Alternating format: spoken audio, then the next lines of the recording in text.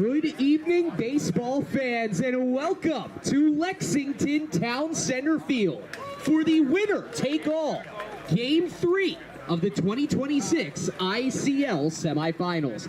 Tonight's matchup features the number 4 seed Lexington Bulldogs and the number 1 seed defending champion Lexington Blue Sox. Again, this is a 3-game series, tied 1 game apiece. The winner moves on to the 2026 ICL Championships.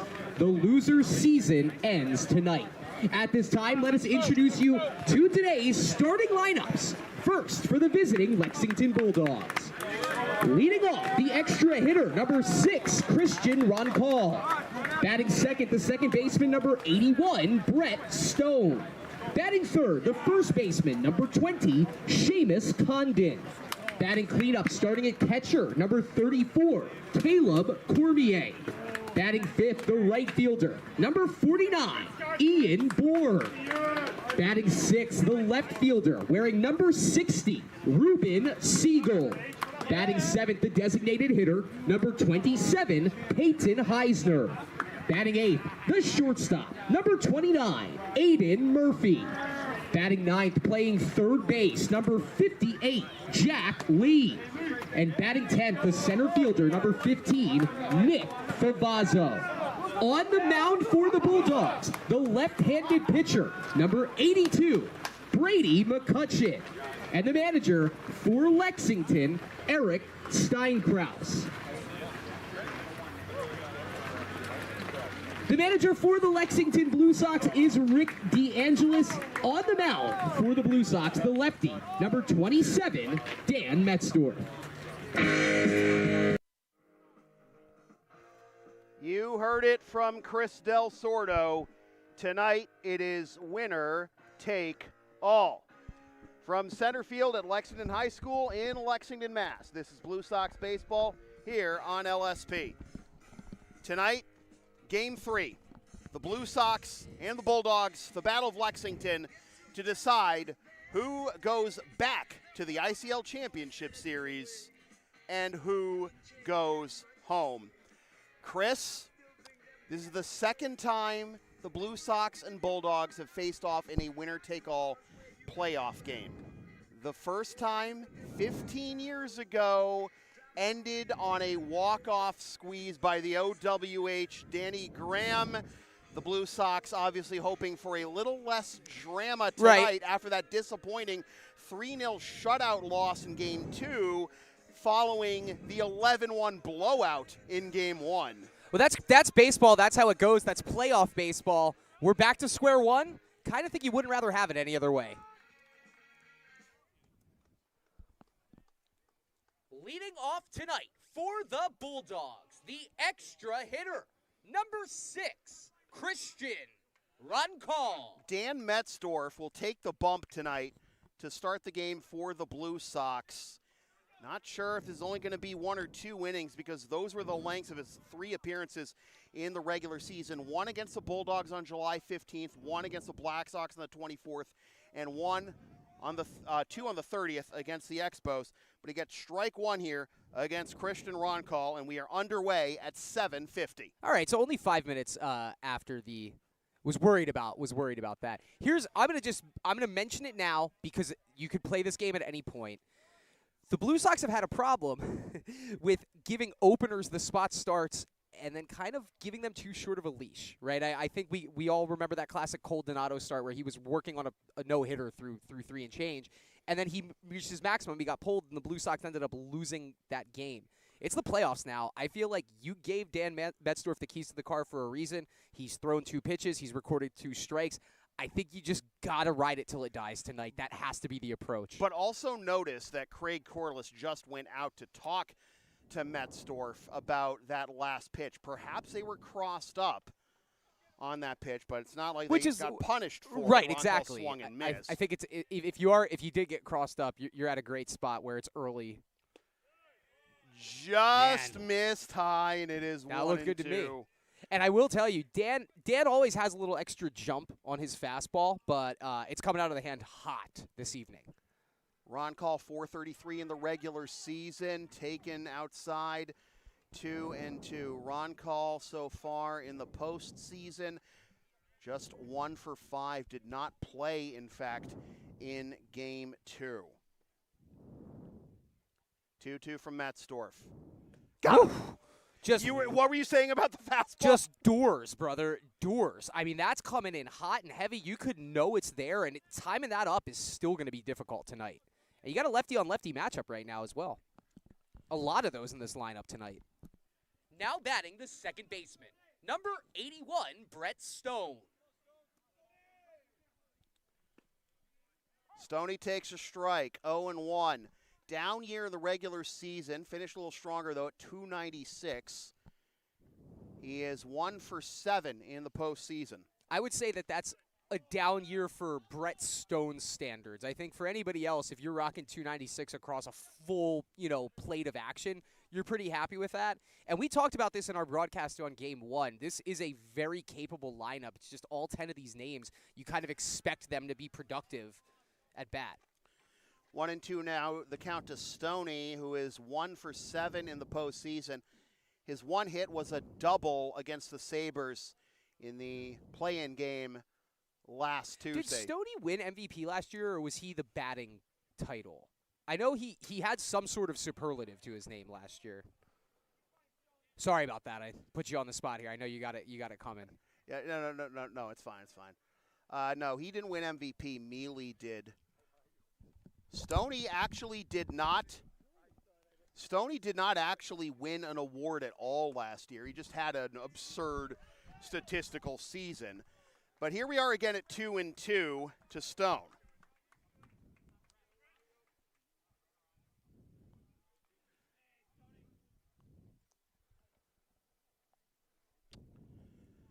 Metzdorf for the full wide, and the pitch again fouled into the screen. Remains 2-2. This shows you just the skill that Brett Stone brings to the batter's box here. The 3 difficult pitches in a row, and you got to be playing defensive because this fastball is coming in so hot from Dan Metzdorf, and was able to put bat to ball and extend this AB. And in this first inning, it's one of the goals is just elevating the pitch count. You don't get drafted in the top 5 rounds of the MLB draft if you can't zip it. But Stoney staying back on that curveball and then fouling it straight back. A number of spoils here in this second AB of the game for the Bulldogs. And Stoney, trying to chip into Metzdorf early, maybe knowing how short his leash has been in his 3 appearances. That one, he just got a piece of it. It stings because it popped out of the glove, but then it also hit the mask of Corliss, so you can't really ask him to try and in real time recover. No, I know. You gotta execute a juggling act there to keep a hold of that one. So it remains 2-2 to Stone. Foul. Look at this guy, man. Oh my God. So that's going to be the 10th pitch of this at-bat coming up now. Up to the 10th 5 pitch, straight on foul the balls. Second AB of the game. So you could be hypothetically in a situation where, say, Dan does record a strikeout in like the next pitch or two, where you're 2 up, 2 down with 18 pitches already. That does it. On now 15 pitches, the first 2 are retired on strikes. How about finally picking the time to snap off that breaking ball? It had some zip to it. He actually hung one earlier in the AB that he spoiled.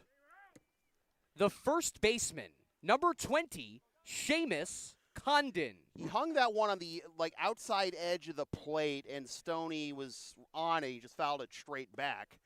And now he comes in hot against Seamus Condon and ties him up for a swing and a miss and strike 1. Condon, 417 in the regular season.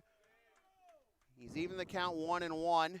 He's 2 for 8 in the postseason, including a 1 for 3 with a double and a run scored in Game 2.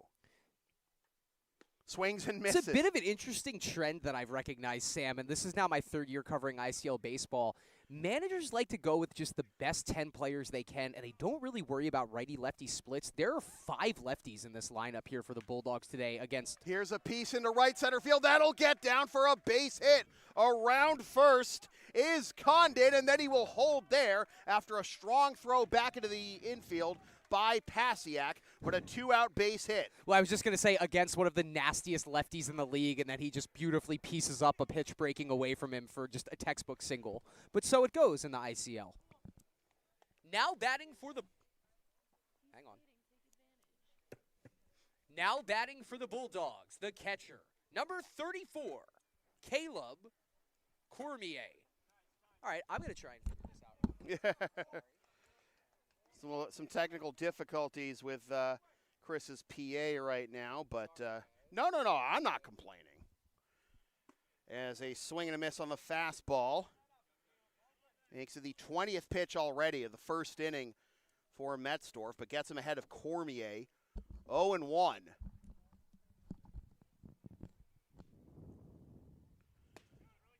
Fastball up and away. 1-1. Tough test for a young hitter right here. You just had an inning get extended, and you know if you get an extra base hit, you can probably take the lead. You have the favorable righty on lefty matchup, and this is a young guy, Caleb Cormier, at 19 years old.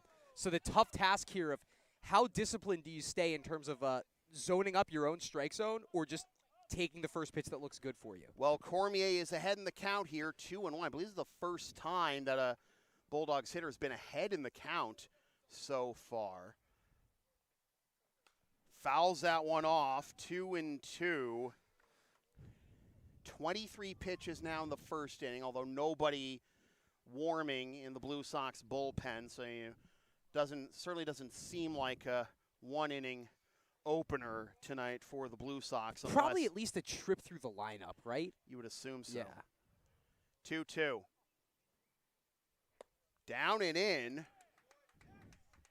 And Condon will be off with the pitch with Ian Bourne due up next. Does seem like Dan is really focusing on staying on the inside part of the plate here against these right-handed hitters tonight.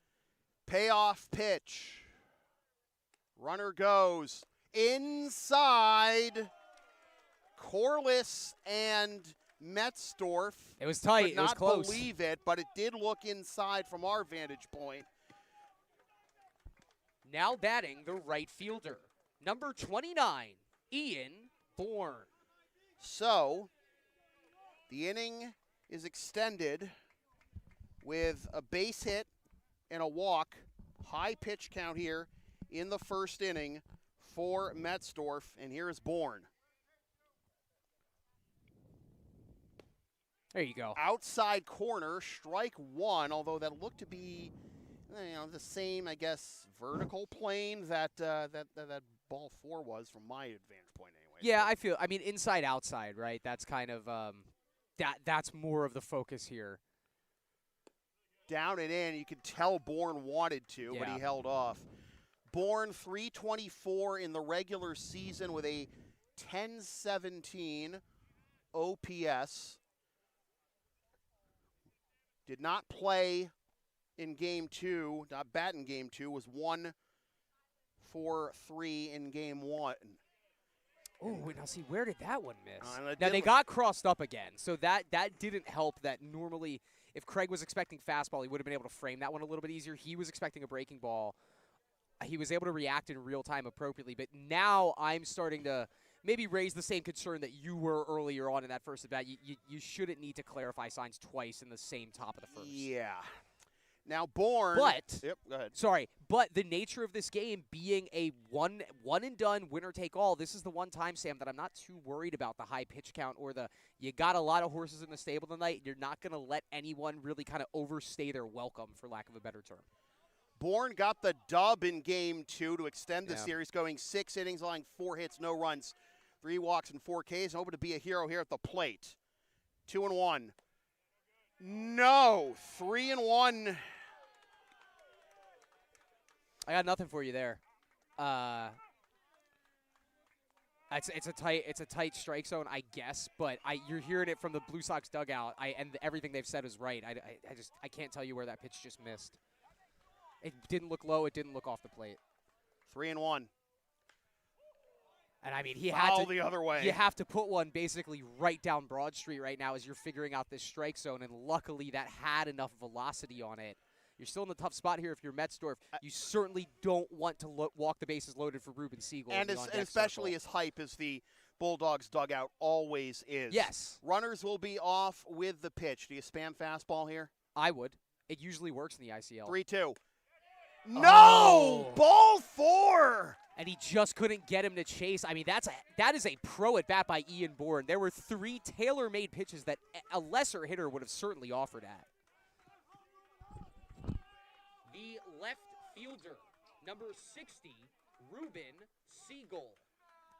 The Blue Sox, I saw Rick DeAngelo step out of the dugout a handful of steps, expressing his displeasure with the strike. So now here comes Sammy Steed in a company-wide meeting. The bases are loaded here in the top of the first of a winner-take-all playoff game. And now Joe Sprake starting to stir outside the Blue Sox bullpen. And how do you get out of this pickle if you are the Blue Sox? Well, And now Rick DeAngelo is coming out. I don't know if he's has something for the umpire, if he's saying something to, or just standing up for a guy, or. To answer your question, there's a lot going for you here. You do have a lefty on lefty setup. You have an out at every base. I think you just trust your defense right now. Don't get cute. If you want to put it over the plate where Ruben can put bat on it, that's fine. But you're lefty on lefty. Try and get it on the hands and get an out on a ground ball. Down the chute for strike 1. Siegel did not play in either of the first 2 games of the series. He was 0 for 2 with a run scored against Stoneham. I heard them talk before game 1 on Thursday, surprised that he wasn't going to make it, basically kind of echoing the sentiment of that's one of the best hitters in the lineup. Wow, I guess we're going to play a playoff game without him. I'm sure that they're stoked to have his services back for game 3 tonight. 300-plus hitter in the regular season was Siegel. Beautiful. Strike 2. And now you spam fastball because you had him bailing on that breaking ball right there. You absolutely did. And it's just as good of a hitter as he might be, if that reaction's there, it's natural. You're going to have to fight against that instinct now. Jeff Berry in the chat letting us know that the Americans are on top of the Chiefs 1-0 after 1. How about that? Little bouncer, slow-moving ball, and everybody is safe.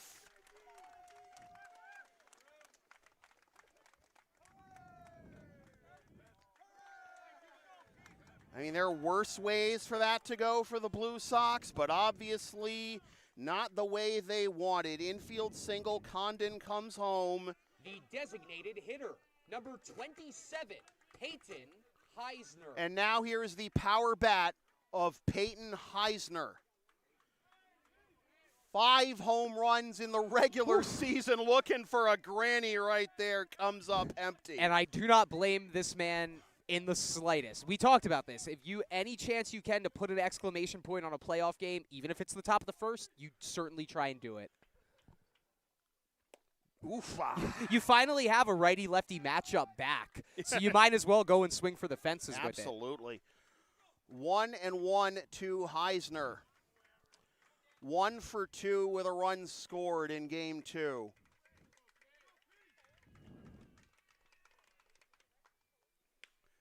Fly ball into shallow left. Down for a base hit. 2-run score. 3-0 Bulldogs. You could see the second that hit off the bat that it was just destined for no man's land. It's turning into one of those tops of the first.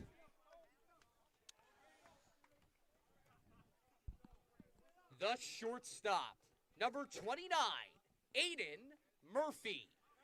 5 consecutive 2-out base runners bring home 3 runs and bring up Aiden Murphy, who takes a strike. 0-1. Metzdorf is about to get to 40 pitches here in the top of the first.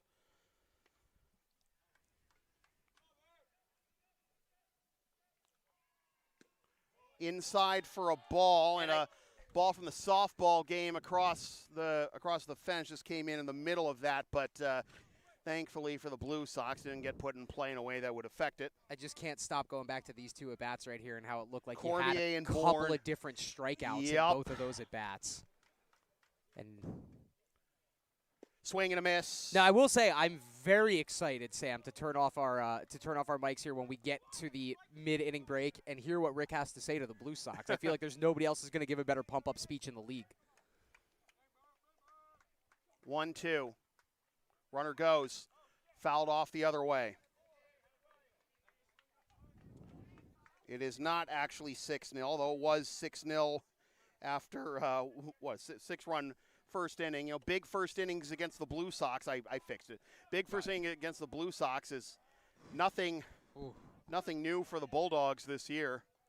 Well, they sat Joe back down, but it looks like, good stop by Craig. Oh, boy, and critically, no advance either by Heisner, but now it's 2-2. But it looks like you have both Joe Sprake and Matt Draper kind of ready to start getting themselves warm if their number gets called. And that feels a little too early for that. 2-2 with 2 on, 2 out, and a swing and a miss to end the inning. But the Bulldogs lead 3-0 before the Blue Sox even take their first turn at bat. 3 hits, no Blue Sox errors, and 2 runners left on base. We move to the bottom of the first inning with the score: the Lexington Bulldogs 3, the Lexington Blue Sox 0. Due up for the Blue Sox in the bottom of the first: Jimenez, Landero, and Grundy. LSP and Shipping Shield are partners in card. Shipping Shields are the eco-friendly sports and gaming card shipping protectors, trusted by yours truly, made in the U.S. and Canada on 100% recyclable cardboard.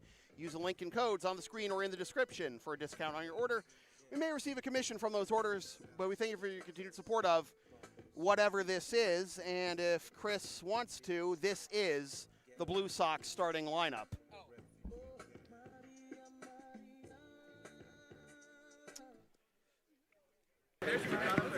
Ladies and gentlemen, here is the starting lineup tonight for your Lexington Blue Sox. Sam, I don't know, man. I don't know if on this. Oh, if that's going to last? You know, I hear you. I think I might have ran this thing like to the end of 3 seasons. Oh, no.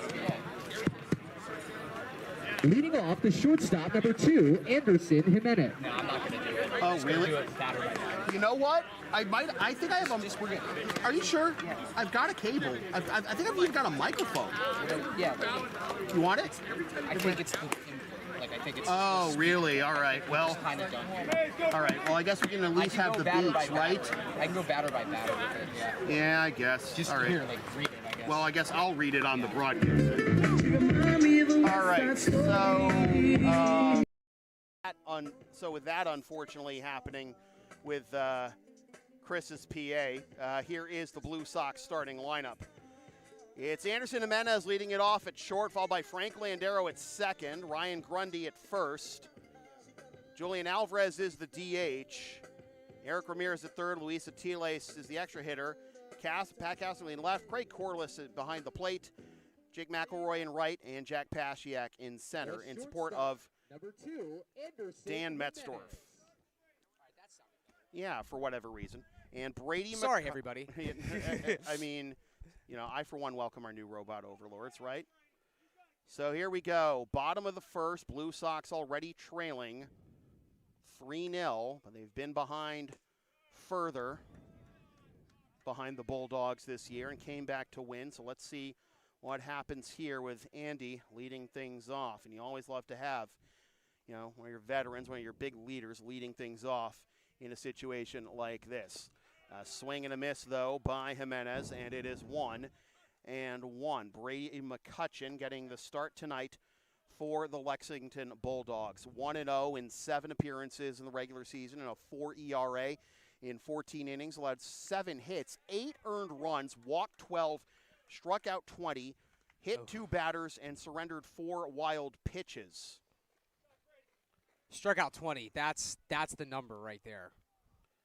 Struck out 20 in, 14 innings, I said. Yep. Pitched 3 innings against the Sabres in the wild card game. Allowed 1 hit, no runs, walked 3, and struck out 3. Jimenez spoils this one to keep the AB alive in a righty-heavy lineup against the lefty McCutcheon.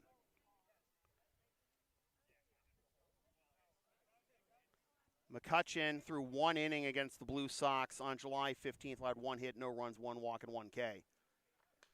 Fouled off by Jimenez. Well, you get shell-shocked that much. Yeah. But again, go back on the Blue Sox season. They had their biggest comeback of the last 20 years. It sucks. They do better. It doesn't suck. It's unfortunate that it seems like this year they do better chasing the lead than they do holding the lead. Way outside, 2-2. And this right now even represents like a minor win, because really the only way you can get back to imposing your will is just kind of like running up this pitch count on McCutcheon. If these are productive exactly at bats, what the Bulldogs right. did to if they're to the productive Mets at bats or not, it's not necessarily that big of a deal, because it can lead to another productive at bat as long as you just keep chipping away at pitches. It's a pretty violent release from McCutcheon. It doesn't look like he's like a go the distance type of guy over the course of the season. So this helps. Every pitch you can spoil off and every new pitch you can see, you're just taking a carbon copy off what the Bulldogs did in the top of the first. 2-2. Down low that was 0-2 to 3-2, right? I tell you what, like a leadoff walk here, there's a lot of wind in the sails of that Bulldogs dugout. It would take a substantial amount of that just out right here and now if you can get Andy on first here. Down and in for a leadoff walk. And listen to this Blue Sox dugout. This is not fake excitement. They know what time it is, and they're ready to talk their boys back into this game. They're very businesslike. The second baseman, number 8, Frank Landero. Well, Landero, who put on a show defensively in Game 1 at first and in center, is back at home at second base and then tonight. hit a home run and through then the hit heat a home lightning. run through the humdiddy in the heat. Yep. It was a night for Frank. He certainly had himself a night. 1-0 is the count, and with a leadoff walk, it bears bringing up Monday night when Yen walked 7 in his 2 innings, something along those lines. On Thursday night? On Thursday night in Game 1. Yeah. And nope. So I will say 2-0. some inside baseball here. We have the benefit of having kind of the in the hole spot of the Blue Sox dugout right to our left, and Luis Atiles and Craig Corliss were having a pretty in-depth conversation about the strike zone, just confirming what we thought we saw. It's going to be tight all night long. Pickoff attempt, but no tag on Andy. And you can see it right there. It has Frank kind of sitting pretty right now ahead in this 2-0 count, and I believe that is, save for the one Anderson foul ball, that's 6 consecutive balls thrown here by Brady McCutcheon. The Bulldogs pitching staff allowed the most walks in the regular season, and the batters drew the fewest. That one came in. Can't get mad at that. Yeah. That was there to be had. Little in on the hands. I can't get it through the fence. I still want to catch one. I feel like last season I had a chance to catch one, but I just, I was focused on this. I could have put the headset down. I'm ready for the team. Outside, 3-1. And I do feel like, Sam, this has Brady McCutcheon slower than his normal role. Feels like he's thinking through pitch by pitch here. You definitely want your starter to just get the ball back and send it again, and all of a sudden he's already in his thoughts. Fly ball into right towards the line and caught for out number 1 by Ian Bourne.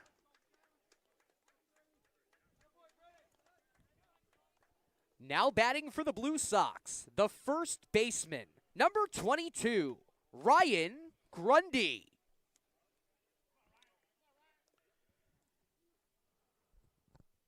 First lefty in the Blue Sox lineup. Little too in on the hands there for Frank to take advantage of that. And now we're back to the convo that we talked about. Blue Sox only, though, this is the lone lefty in the lineup tonight. Grundy, a 1369 OPS in 12 games. That's good. He in just 13 games, he had the team lead in 12 games. Rather, he had the team lead home runs, and nobody else had more than 1 in the regular season. Those for are the Blue Nick Sox. Anderson circa 2024 stats. Oh, that nearly came in and got him for ball 1. Okay, if you are Brady McCutcheon, I like that. right? This is the one lefty on lefty matchup. So hey, buckle up, brother, man. Nothing's sweet tonight. I'm coming inside. You got to protect the inner half. This is Grundy's first plate appearance of the postseason, and takes one down the chute for a strike. A little two-seam action there. So when you already start somebody inside and then they have to, that's a really good setup there. Absolutely. Setup and execution. Look how wide open the left field line is there for Ryan. Swing and a miss, though, on the fastball, and is 1-2.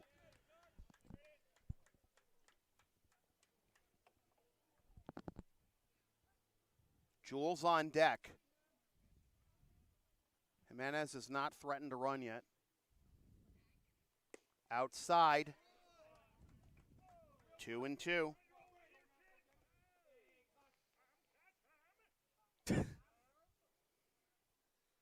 The Bulldogs will always get the award for best dugout chatter. Fouled off. Way to fight. Look at Jules with the hands in the on-deck circle. Consummate pro. The power Which means the eyes and the hands are both there for Mr. number 25 tonight. The power of Just for Men. It looks so magic, no one can tell. 2-2. Thank you, Katrina. I saw the smile. I watched Supermarket Sweep back in the day. Oh, did he? No, that is a swing and a miss for strike 3, but Jimenez will take second. Yeah, I don't think you're in a position to complain here. You have a runner in scoring position now. You want to just try and do something with it. And now it's Jules. Now batting for the Blue Sox, it's Jules, the designated hitter, number 25, Julian Alvarez. So, a base hit here, one would assume would get Andy in, and one's better than 0 in the first inning of a winner-take-all playoff game. And 3 is better than 1, as the Bulldogs will tell you. Jules 1 for 2 with 2 runs, a walk, and he actually did not end up getting credited with a stolen base somehow. Well, we can talk to Bruce about that. There's still time to fix that. Come on, Wheels. Crazy Legs McGee, I believe, was the name. Crazy Legs Alvarez. Yes.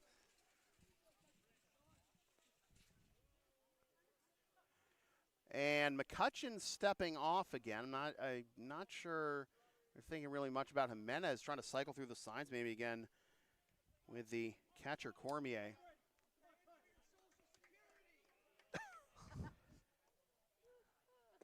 Down and in for a ball. That was really funny. Now, I will say, before this at-bat started, Brett Stone even called McCutcheon off the mound, and they went over something separate. So I feel like he might have a lot of different voices in his ears in this AB, and just a lot that he's keeping in mind right now on how to try and attack one of the most dangerous hitters in the ICL. Inside corner, strike 1 to even the count.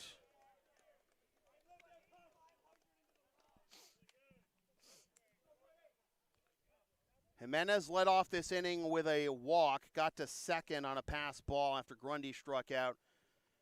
The Blue Sox trailing 3-0 after 5 consecutive 2-out base runners. Here's a flare that is a foul ball, is unable to catch it was Condon. A reprieve for the Blue Sox, and that doesn't end the inning, but also a reprieve maybe for the Bulldogs, in that it was touched foul. So. It was a foul ball all the way. Yeah, nice to think that Jules might have been able to turn that into a single, but that was always going to be a foul after ball. what he did on Friday night. How many pitches are we at here, if you don't mind? We are at 23 pitches now for McCutcheon, but remember, not quite the same. Was at 44. Right. Remember, 5 consecutive 2-out base runners made it a 3-0 game in the top half of this first inning. Now 1-2 to Jules.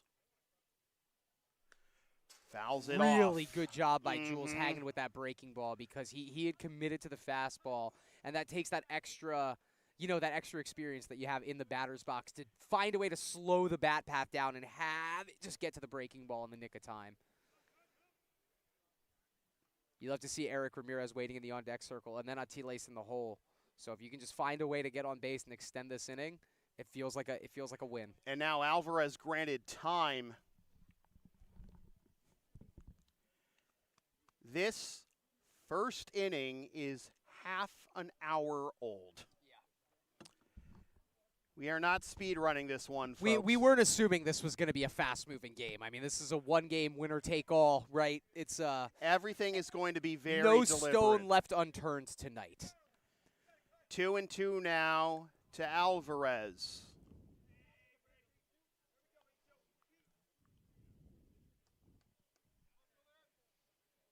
Infield back, outfield deep. Look at the left fielder's Siegel basically right against the wall. It's like touching the left field wall, yeah. Grounder to the right side. Throw on to first, nearly offline, but the stretch by Condon keeps us 3-0 after one. For the Blue Sox, in the bottom of the first, no runs on no hits, no Bulldogs errors, and one Blue Sox left on base. We move to the top of the second inning. The Lexington Bulldogs 3. The Lexington Blue Sox 0. Due up for the Bulldogs in the top of the second, Lee, Favazzo, and Ron Call. Brine Team Sales is the official jersey provider of LSP. Brine is America's oldest family-owned sporting goods and custom apparel provider, providing over a dozen different high-quality brands, including Under Armour, Bauer, Mizuno, Rawlings, and more. Use promo code Brian's Love Sports for 20% off regular price in-stock items at BrineTeamSales.com.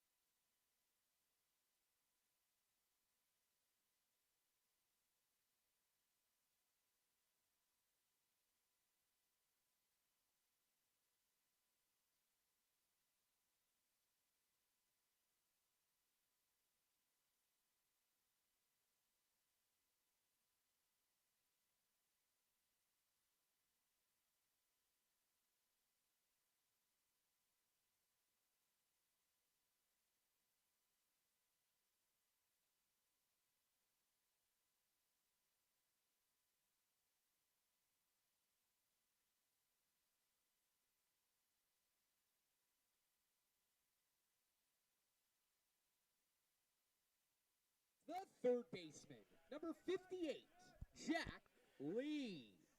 Lee, Favazzo, and Ron Call against Dan Metzdorf to lead off the top of the second. And Metzdorf falls behind 1-0 to Lee.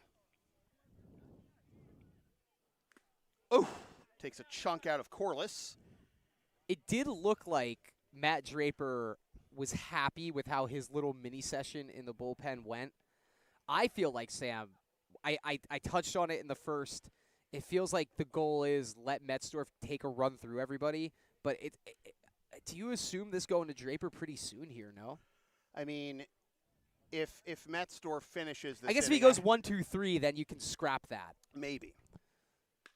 Grounder left side, Jimenez, Wow, Andy. one down. Oh, the boys needed that. That was a My very goodness. difficult play because that ball was hit hard. Andy moving quickly, needed a very quick, slight change in momentum to stop on the ball and then still get that over to first in time. Huge play. The center fielder, number 15, Nick Favazzo. And especially critical to see that, knowing the defensive woes the Blue Sox have had to weather this year. It is 0-1. There's to no Nick good, Favazzo. legitimate piece of wood to knock on, but I have to make this point. It's gotten a lot better, and it's the reason for the better record over the second half of the season. That would be the ball that I would give a shot after. That's over in the track You'd and have field to Wile E. Coyote Yeah, like, you're right, through you're the right. bullpen fence and then through like the tarp that's But covering up all the construction equipment there. The ADSL tie, and then there was a loss earlier in the season, too, where the infield defense was just the only reason why those two results happened. And there we go. You're Good morning, so good far, afternoon, and good night, Nick Favazzo. You're two so down. far past that, it feels like, finally, and thankfully, and rightfully. The extra hitter, number 6, Christian Roncall. Lineup turns over for Ron Call, who struck out swinging to begin the ball game. That is now 4 strikeouts for Metzdorf. And that'll be fouled off for strike one to Roncall. Didn't this game start off with a strikeout? Yeah, exactly. Yeah, Roncall, that's what I said, yeah. What a crazy, That's playoff baseball on the ICL, man. 1-1 now to Roncall.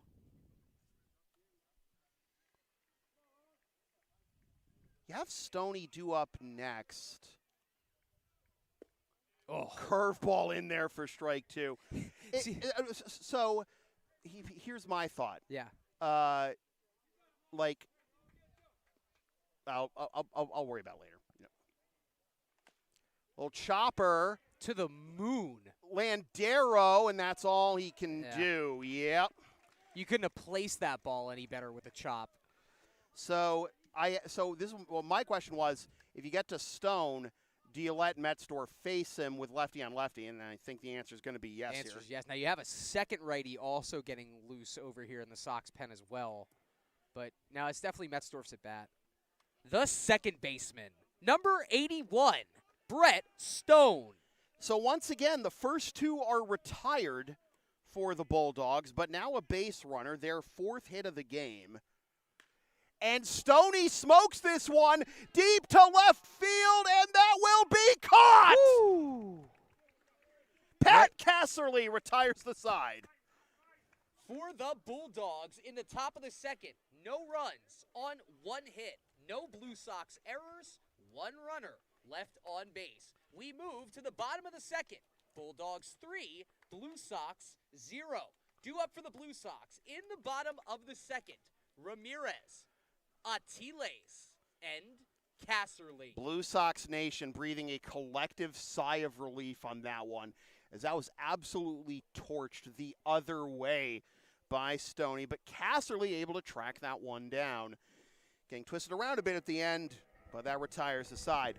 Advertising opportunities are available on LSP. Sponsor our content for as little as $25 a spot, whether you want to promote a business, product, or event, or send a message of support to a player, team, or coach. Email yours truly for all the deets.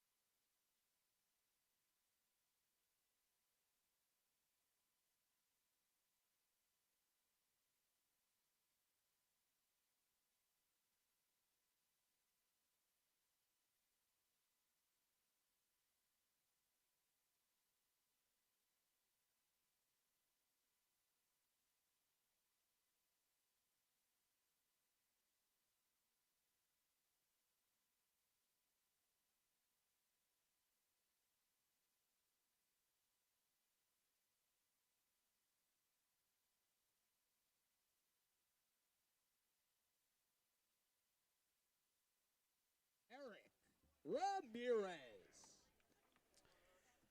The Chiefs come up with a 6 spot in the bottom of the second and lead Melrose 6-1 after 2. Eric Ramirez to face Brady McCutcheon. Well outside for a ball, and it is 1-0 to E. How many pitches did it take, Dan, in the 11. second? Okay, well, all right, so that's what, 55 that we're at now? Yep, exactly. So if you can get McCutcheon similar numbers that you got him in the first, save for the number in the runs column, you're back to even. You're back to square one. And you give them something to think about, too. And it looks like they might have some preliminary action happening in their bullpen. Seems some guys getting stretched out as E with a 1255 OPS in the regular season waits on a 2-0. And they're doing the right thing here, waiting him out. Yeah. He hasn't really – I don't know if this is by McCutcheon's standards because we've seen his numbers. He gets a lot of strikeouts, but he also issues a decent amount of walks, and he hasn't necessarily been dialed into the strike zone per se. I respect it. Ramirez dropping back. I know that is a contentious point in the baseball community, but if you make the decision you're not going to swing, don't get yourself hurt. Ramirez was 1067 the regular season last year for OPS, but was only 468 last year for OPS. You mean this year? Yep. Smokes this one into right center field, and that will be down all the way to the wall. Eric Ramirez on his way to second, and he overran the bag, slides back, but he is safe with a double. Smart decision, too, to not test the waters there. He hit that ball. Like, if you hit it slightly softer, it's a triple. But he hit it so hard, it bounced right back to Favazzo in center field. Ain't nothing wrong with your leadoff base runner in scoring position. The extra hitter, number 5, Luis Atiles. So Eric with his second hit of the postseason, they're both doubles, and now he is in scoring position to lead off the bottom of the second for Luis Atiles. Now, Atiles was only 250 in the regular season and only played so far on Monday on game 1. He was 1 for 2 with a double in that one, and now he's ahead in the count, 1-0.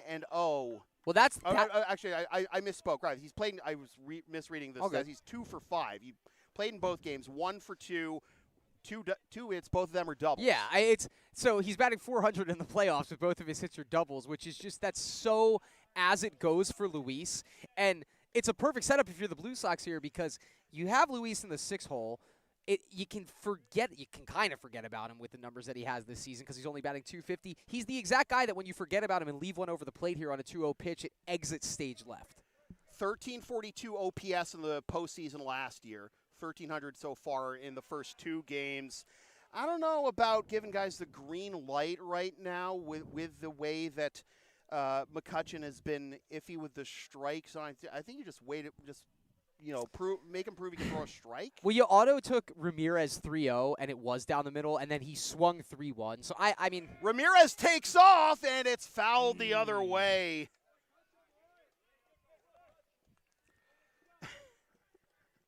I do think, okay, it looks like from all the body language around here that was a tailored hit and run play.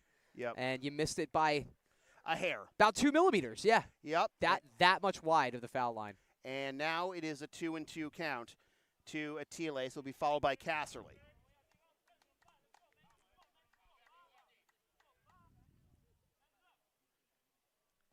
Up and away.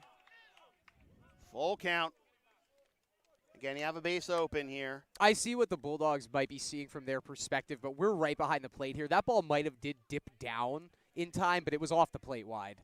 Yeah. And Luis has arguably the best eye in the ICL. He knows the strike zone like the back of his hand. He had 5 walks to 1 strikeout in the postseason last year. Hits this one into right center field, and that will get down.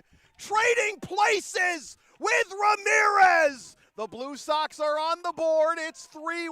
I think if you look up the word clutch in the dictionary, you're staring at a picture of Mr. Atiles. Don't get cocky, though, now, Blue Sox fans. It is still a 3-1 Bulldogs lead, but, again, that is the importance of damage control in that first inning by Metzdorf, not letting things slip too far out of hand, and now Eric Steinkraus calling a company-wide meeting. And, I mean, it's just the best bottom of the order in the ICL. Right, you have Pat We're not Casserly, even at the bottom of the right, order you have yet. Pat Casserly batting 7th in this lineup, and now he's up with no outs and Atiles in scoring position. And then, guess who? Craig Corliss in the 8 hole. It always sets up nicely for you when you have this much depth in this Blue Sox lineup. Now batting for the Blue Sox, the left fielder, number 41, Pat Casserly. Cass, 368, 479. 579 was his slash line with a team-high 20 ribbies in the regular season. Yeah, he did have a steady as he goes, just great year this year, man. Was 0 for 2 and hit by a pitch in Game 2. He's got some pop, too. Don't forget about that aspect of his game. Swings and misses, though. 0-1.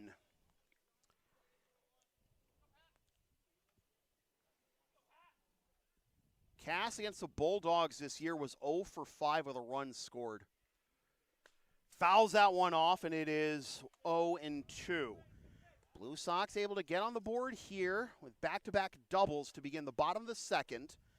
Starting to crawl back a little bit. It is 3-1 after the Bulldogs got 5 consecutive base runners in the top of the first after the first 2 retired on strikes to take a 3-0 lead. 0-2 to Cass. Fouled off. 40 pitches now for McCutcheon.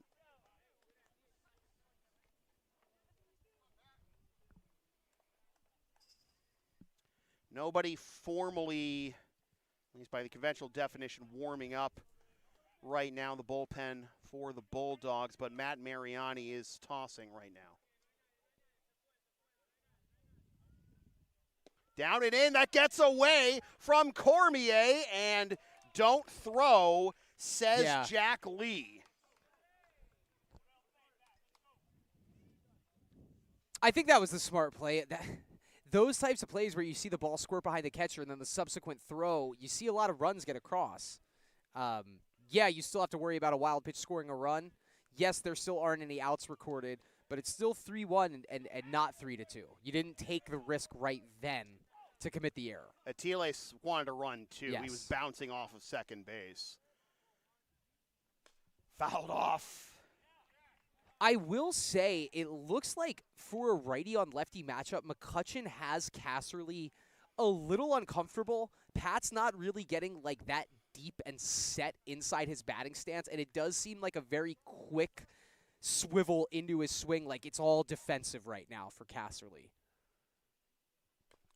Fouled off again. But it is defensive, and he's playing good defense up there. Lovely seeing the way this pitch count number is continuing to rise for McCutcheon with no outs still. The winner of this game is going to return to the ICL Championship Series for at least the second consecutive year. For the Blue Sox, it would be their third consecutive trip. Third time ever for the Bulldogs. Oh! Casserly! Left field! Oh, he caught it! He pulled it back. The wall. He pulled it back in. A sac fly. That ball was over the fence. Oh, my goodness. Ruben Siegel, how pivotal will that play be? I think everybody's got something to be happy about there. You do get the run across if you're the Blue Sox. You get the out if you're the Bulldogs. Everybody take a deep breath. We're back to a one-run game. Oh, it's a game of inches. Oh, boy. The catcher, number 26, Craig Corliss. Siegel brings that one back. It ends up being a sac fly, but wipes the bases clean with one down. And, they're going to throw back to third here. He's safe.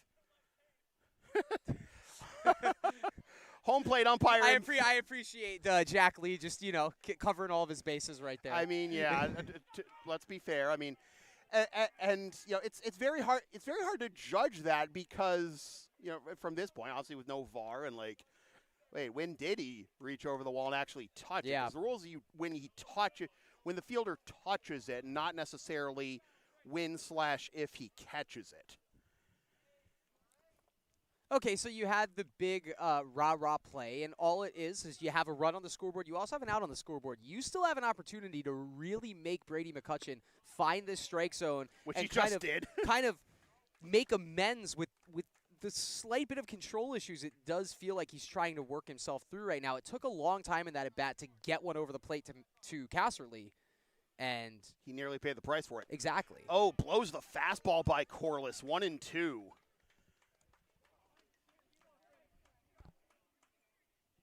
Corliss, 1024 OPS in the regular season.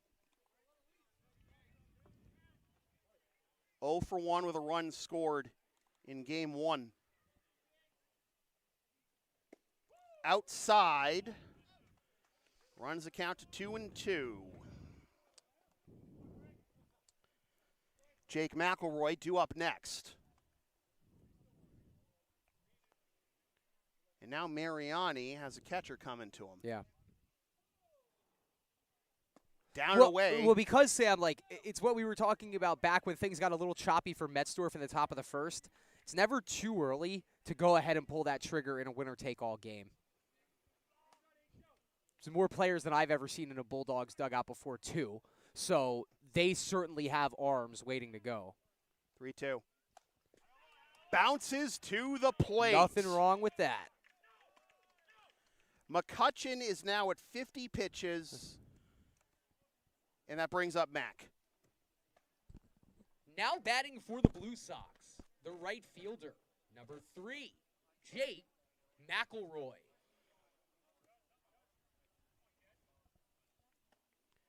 McElroy had more walks than hits in the regular season. 11 hits to 10 walks. 10 hits to 11 walks. 10 hits to 11 walks. He's 0 for 2 in this series, but with 3 walks and an RBI. A walk would be great right now.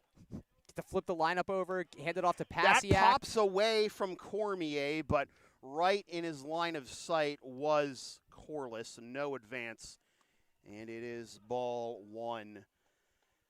You know, the Blue Sox loaded up their lineup with 9 righties across from 1 lefties to try and take advantage of this McCutcheon matchup.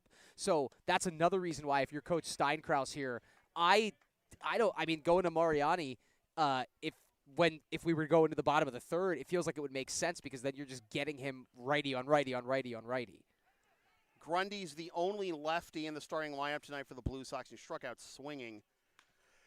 McElroy down the line in right, and that will be. He caught it. No, it's a fair ball. It landed. It's a fair ball. Ooh. Here comes Corliss. No, he's not going to come home. So it went out of play. Oh, it was a double. Yeah. It was a ground rule double. Okay. Yeah. It popped off of his glove. The attempt was made in fair territory. Okay. Pushes it out of play. I guess you can assume that the base would have been had by that point. Yeah, so and it's not like he threw it and then it got sent out. So the third double of the inning, a ground rule double, freezes Corliss at third, but now here's Pasiak. Runners at second and third with 1 out. And if you're Pasiak, you certainly want to stay patient because first base is open. The center fielder, number 14, Jack Pasiak. Jack Pasiak, 450 in the regular season. Infield in, swings and misses for strike 1. Pasiak struck out 11 times in the regular season. He is 3 for 5, though, in this series with 2 Ks and RBI. That is down and in for a ball, and it is 1-1. Now, Caleb Cormier is a plus defensive catcher for the Bulldogs, right? We have already seen 2 balls get away from him here in this bottom of the second. If it happens again, it's a tie game.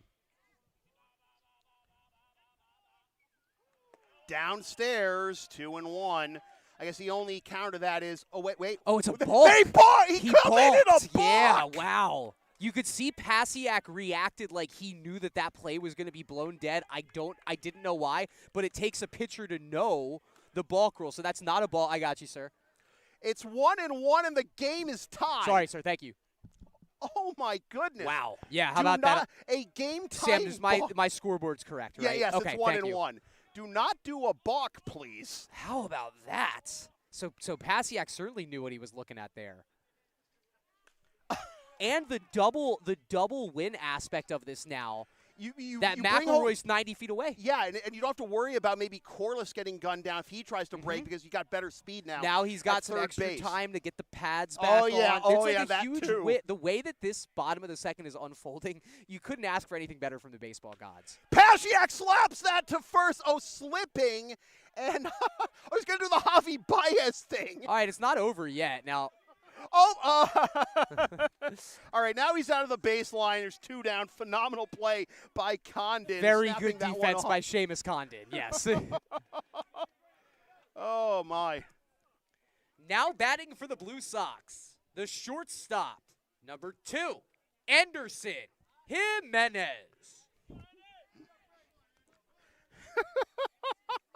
Well, we've seen a lot happen in this half inning. This game is already almost an hour old. We're in the bottom of the second. Yeah. That's playoffs, here's baby. Jimenez. We are back to where we started. Jimenez grounder to short. Bobbled. Throw. Got him. He got hurt. Oh no! He got hurt. Oh no! And Jimenez, then he tried to get his momentum back on the base in time. This is bad. Oh my goodness! This Jimenez is clearly messed up his knee. Trying to, something happened as he was coming up the line.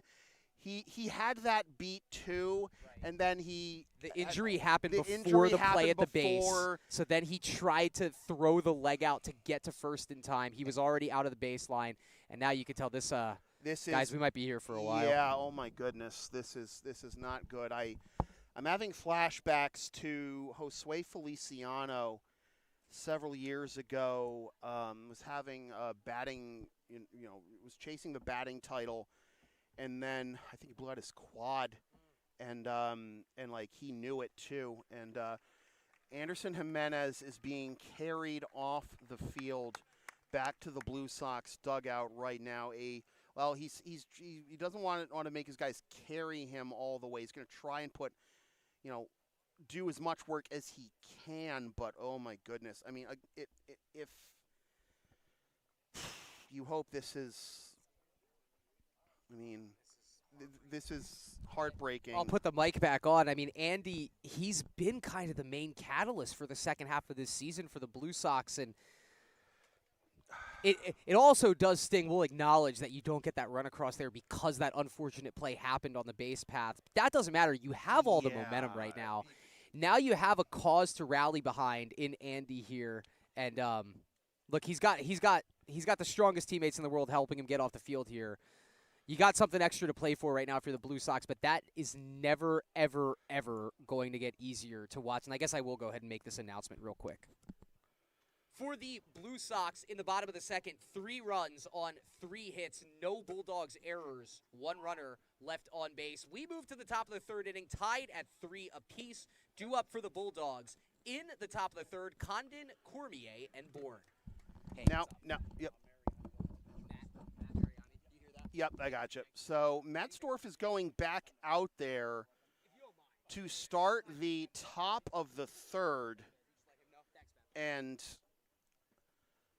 let's see how the defense shuffles here. I guess and the easiest thing is you put a T-lace. I think that's a T-lace at short. And then the question is, who is the new EH? And I guess we'll find out soon enough. I saw Harry Tucker was taking some swings. That makes sense. That would absolutely against the lefty. That would make sense, but we'll keep our eyes on that. So the other thing is though, do you have to declare an EH now? Because like maybe you put maybe there's right. I think you can just let Mariotti's going to pitch the third inning, and if there's still a righty on the mound if there's a righty on the mound when Jimenez's slot comes right, yeah, that's when it would matter. Yeah, so. The first baseman, number 20, Seamus Condon. So let's get back to some baseball. So right now, Jimenez in the EH slot, but it's safe to assume he will not be pinch hit for. Here's the first pitch of the top of the third, fly ball into center field and run down. 1 pitch, 1 out off the bat of the powerful Seamus Condon. You forget how deep the deep parts of the power alleys are in this ballpark. It's pretty standard to dead center field. It's kind of deep down the lines. It can really get big out there in that part of the park. The catcher, number 34, Caleb Cormier. Pasiak's got those young legs, baby. Can cover all that ground. And that'll be at the top of the zone for ball 1. Cormier walk his first time up. Came around to score on Heisner's single. We are back to where we started as that misses inside, and it'll be 2-0. 1 down here in the top of the third. The Bulldogs with a 3 spot in the top of the first, and the Blue Sox countering with a 3 spot in the bottom of the second. The tying run scoring on a balk. That is high for a ball. 3-0, and I have to wonder if this is going to be the end of the. Well, there's no one warned the. No, I think Dan got some length back on his leash. There's also a lefty in the on-deck circle, as that is in there for a strike. 3-1. You got Ian Bourne due up next in Metzdorf's defense. 3-1 now to Cormier. Winner take all game. Winner to the ICL Championship Series as that misses up and in. It is ball for a 1-out walk. Now the Blue Sox dugout had wanted that to be called a strike. All 3 times it wasn't over the plate. It was a little too far inside where Metzdorf was missing. The right fielder, number 49, Ian Bourne. So the Bulldogs draw their 3rd walk of the ball game. Here's Bourne, lefty on lefty, and that comes to the inside corner this time for strike 1. But did look like Corliss was trying to set up outside for that one. And we saw in the first inning, Corliss have to go out to talk to Metzdorf twice about maybe getting crossed up. Pickoff attempt, but no tag. I don't believe that those two have worked together all that often this year, because Metzdorf had a lot of his appearances or towards the beginning of the season. His 3 appearances were 1 inning, 1 inning, and 2 innings. So like, there's not a whole lot of opportunity in the first place. I don't necessarily think that was an active issue that the Blue Sox had in front of them there. More just a natural occurrence that's going to happen between a pitcher and catcher that are new to working with each other. If it were to happen here in the top of the 3rd, then it's something to be worried about. Yeah. 1-1 with 1 out and a runner on first here in the top of the 3rd. This game's already past the hour mark. We start at 7:50. Popped up. All right, this is me. Left side. Layout, Chris. Nearly placed in the bullpen. It is 1-2. Chris did not lay out for those playing the home game. There's no wind, but it does feel like the ball's it's carrying tonight. I swore I was within reach of that, and that thing was way out of reach in the Blue Sox bullpen. Just gotta get it really up there to get into the jet stream. I guess I just don't want it enough, right? Skill issue. No, I was getting there before you could take it there. 1-2. Grounder, right side, sliding stop, PFP, no! That looked very good. I mean, that was an aesthetically pleasing play by Landero. It just didn't happen quick enough. And Metzdorf did what he needed to do to cover the bag, but that was always going to be an infield single. So it's 1st and 2nd. Go ahead, run now in scoring position for Siegel.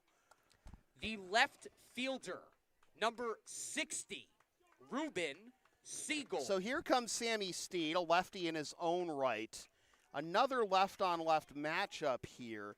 Now remember, Siegel with a base hit his first time up to bring home the first run of the ball game. But you do have the double play possibility for the Blue Sox defense. And you know, it hurts to acknowledge this, but you had kind of your machine going, and it was the go-to lineup with Landero at second, Andy at short. Now you kind of just threw a monkey wrench and all that. Yeah, and it's nobody's fault either. No. Andy getting hurt, trying to leg out, a bobble at shortstop too that buys you the extra second to bring home the go-ahead run, and now it looks like Kyle Murray and Matt Draper are basically just handing off like runs in the Blue Sox bullpen right now. They're both ready to get that call if need be. And we already know that Matt Mariani's coming in for the Bulldogs, so there's your answer. In there for strike 1.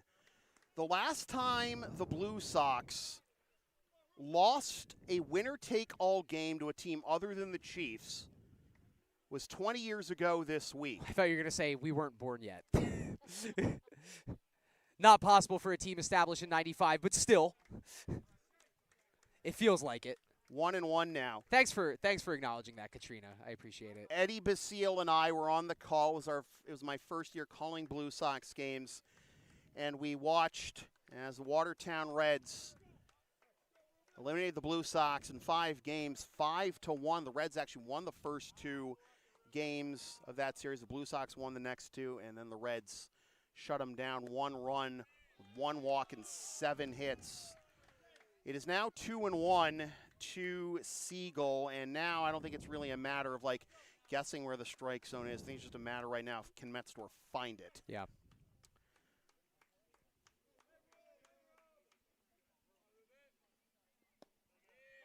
This has got to be his last batter. I mean, you got a righty due up next, a power hitter in Heisner. Yeah. Like, and then you would at least the security blanket of being able to get an out at every base. Rick DeAngelis already on the step. Oh, it's a small strike zone today. You're not going to get that one. No. And now the bases are loaded. for Peyton Heisner. And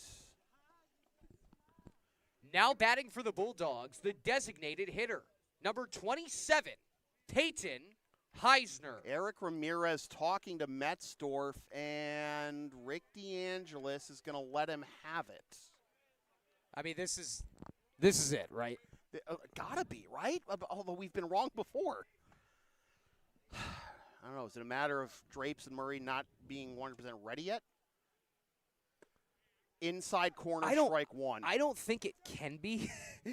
I think they've both been ready since this game started. And remember, You want to reward Metzdorf. He's been able to get himself out of jams too.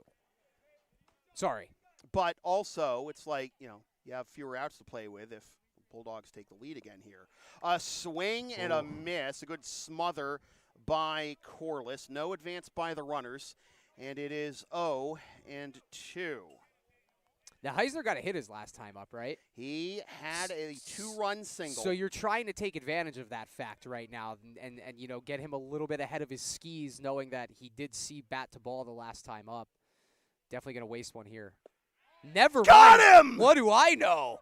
Attaboy Danny Metzdorf. That is a clutch pitch right there. Good morning, good afternoon, and good night, Peyton Heisner. Back to the well. Hoofa. Now batting the shortstop. Number 29, Aiden Murphy. And now here's Murphy to try and cash in.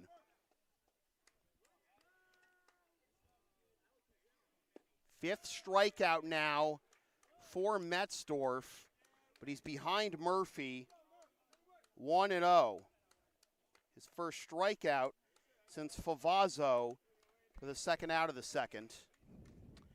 Bases full of Bulldogs. Cormier at third, Bourne at second, Siegel at first.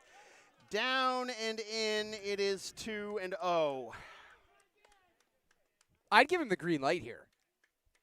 At this point, you don't want to waste the opportunity to put one into play. Metzdorf, obviously, he can't afford to go down 3-0. Might as well. Got to be bold. Got to dare to do.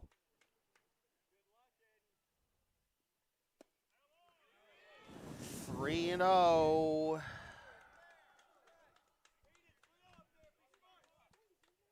He's not getting that inside strike call against these right-handed batters. No, he tonight. absolutely is not.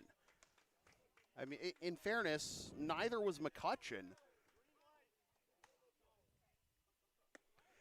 Ball 4, and the Bulldogs reclaim the lead.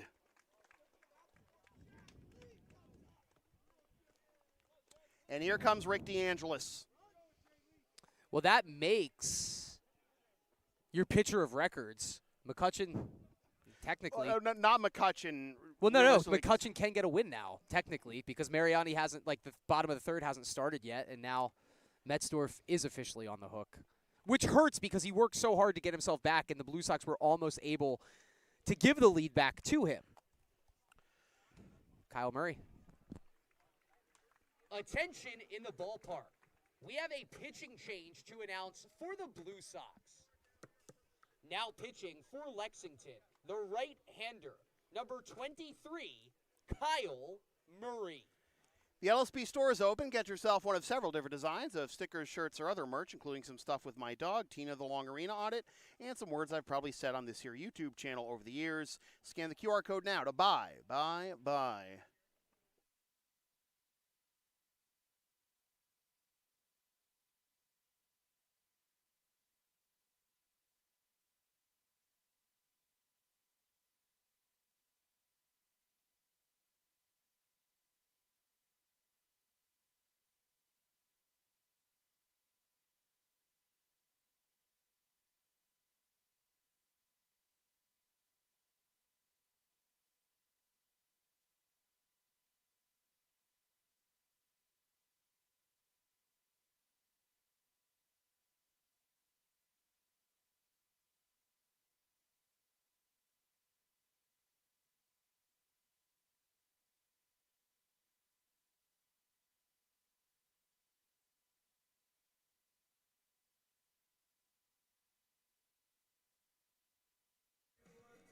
The new whip, Kyle Murray, for the Blue Sox. will try to perform another round of damage control here. Murray, 6 appearances in the regular season, 2-0 with 2 saves at a .39 ERA. In 18 innings, allowed 16 hits, 1 earned run, walked 6, struck out 21. He did not face the Bulldogs in the regular season. This is his first appearance of the postseason. His first assignment will be Jack Lee after Dan Metzdorf departs after 2 2/3 innings, allowing 5 hits, 5 walks, with 5 strikeouts, 4 runs so far, and still responsible for all 3 runners on base. The third baseman, number 58, Jack Lee. So Lee, after a 4-pitch walk to Murphy, pushes home the go-ahead run. Will settle in here. 0 for 1 with a ground out to short. That was against Metzdorf. Murray misses low for ball 1. Imperative to throw strikes here if you are Murray to avoid the merry-go-round continuing to go around after they push the run home against Metzdorf. That one is on the inside corner for strike 1. It is 1-1. Bourne at third, Siegel at second, Murphy at first. Swing and a miss. And sometimes it can just be a matter of like getting an arm with life on there to swing things around. Well, but Jack Lee has really good lefty on righty splits, right? So I'm sure he wasn't thrilled to see that Murray was the change for his at-bat. He takes down away 2-2. Chiefs 7, Americans 1 after 4. Chiefs win that one, game 3 tomorrow night at Morelli. Got him right where they want him. 2-2. Outside full count, and again, still nowhere to put Jack Lee. Gentlemen, start your engines. Bourne off of third, Siegel off of second, Murphy off of first. A critical AB here as Murray's first assignment. Hang on. Home plate umpire granting time.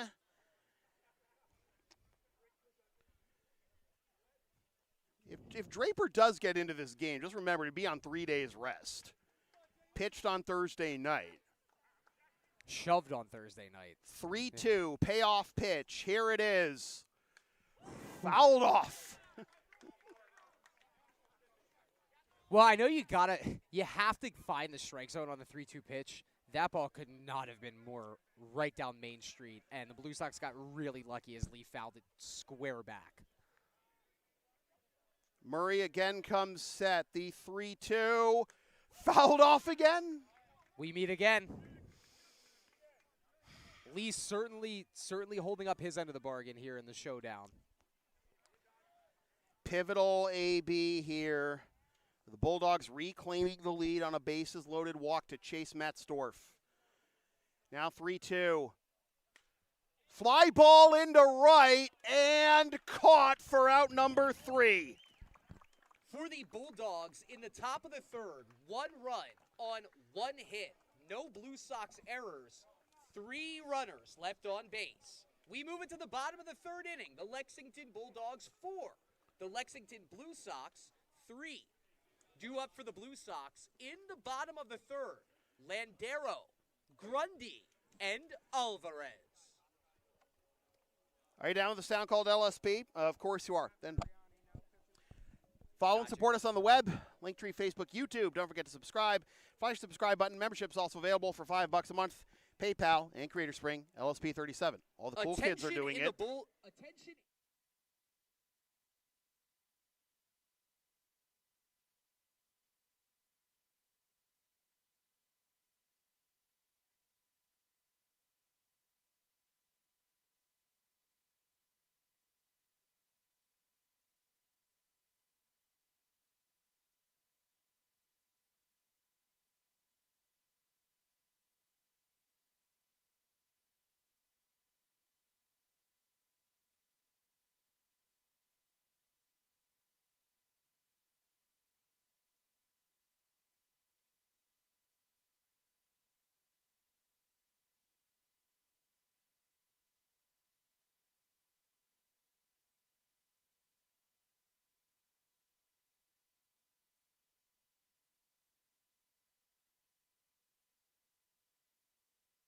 The new whip for the Bulldogs, as promised, is the right-hander, Matt Mariani.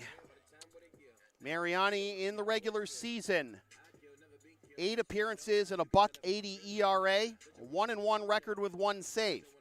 In 11 2/3 innings, allowed 10 hits, 5 runs, 3 earned, walked 7, struck out 14, and committed 1 balk. Pitched 2/3 of an inning against the Blue Sox on July 20th. Allowed 2 hits, no runs, no walks, and 1 strikeout. He had his longest outing of the year against the Americans on July 31st. Went 3 innings in that one, and tied that. 8, Frank Landero. Against the Sabres, getting the dub in the wild card game. 3 innings, 2 hits, 1 earned run, no walks, and 6 strikeouts. And hoping to pick up another big pitching performance here in relief for the Bulldogs, but his curveball misses down and in to Frank Landero for ball 1. Landero 0 for 1 with a fly out to right, and that misses just up and in, and it is 2-0. Landero now the shortstop after that terrible injury to Anderson Jimenez, trying to beat out a throw that would have brought home the go-ahead run. Who's at second now?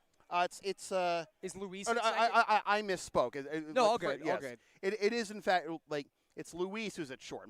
That's on me. Well, the best part about Frank is that he can literally play any position for you. Center field, left field, first base, I don't know third if he base. can catch, but I mean, at any rate, that's never say a never. hard sell for just about anyone. But it is 3-1 now to Landero. It's him, Grundy, and Alvarez due up, and that is on the outside corner for strike 2, and that is why you never pitch your bat before the umpire makes the call. How many times do I have to say this? Yeah, this one's tough. I see obviously both sides of the argument. You're not supposed to do it, period. There has been a very small strike zone today, and by those standards, I could understand why Frank thought that was a ball. Well, why not a base hit? Sometimes it all works out. All right. Even better.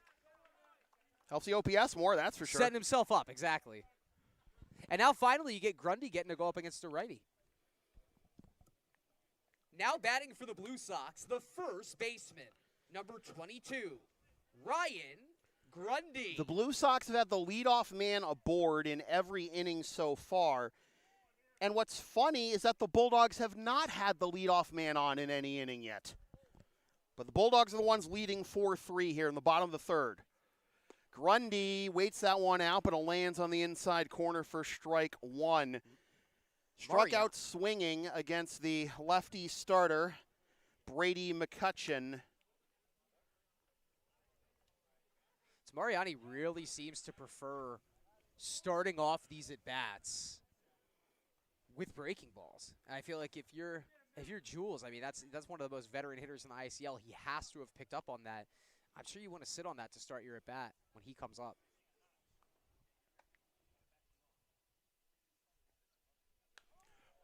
Oh, that was the pitch. So, do you want to talk about platters? That pitch was served on one right then. Yep, and late and under it, so. You have to go fastball here. If you're Mariani, right? Like, you just kind of hung 2 attractive-looking breaking balls in a row. If nothing else, just for the sake of changing expectations, changing eye levels. See what a fastball does.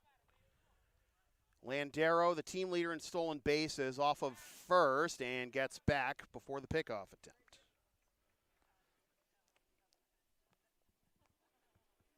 Bulldogs with 3 in the top of the first. Blue Sox with 3 in the bottom of the second.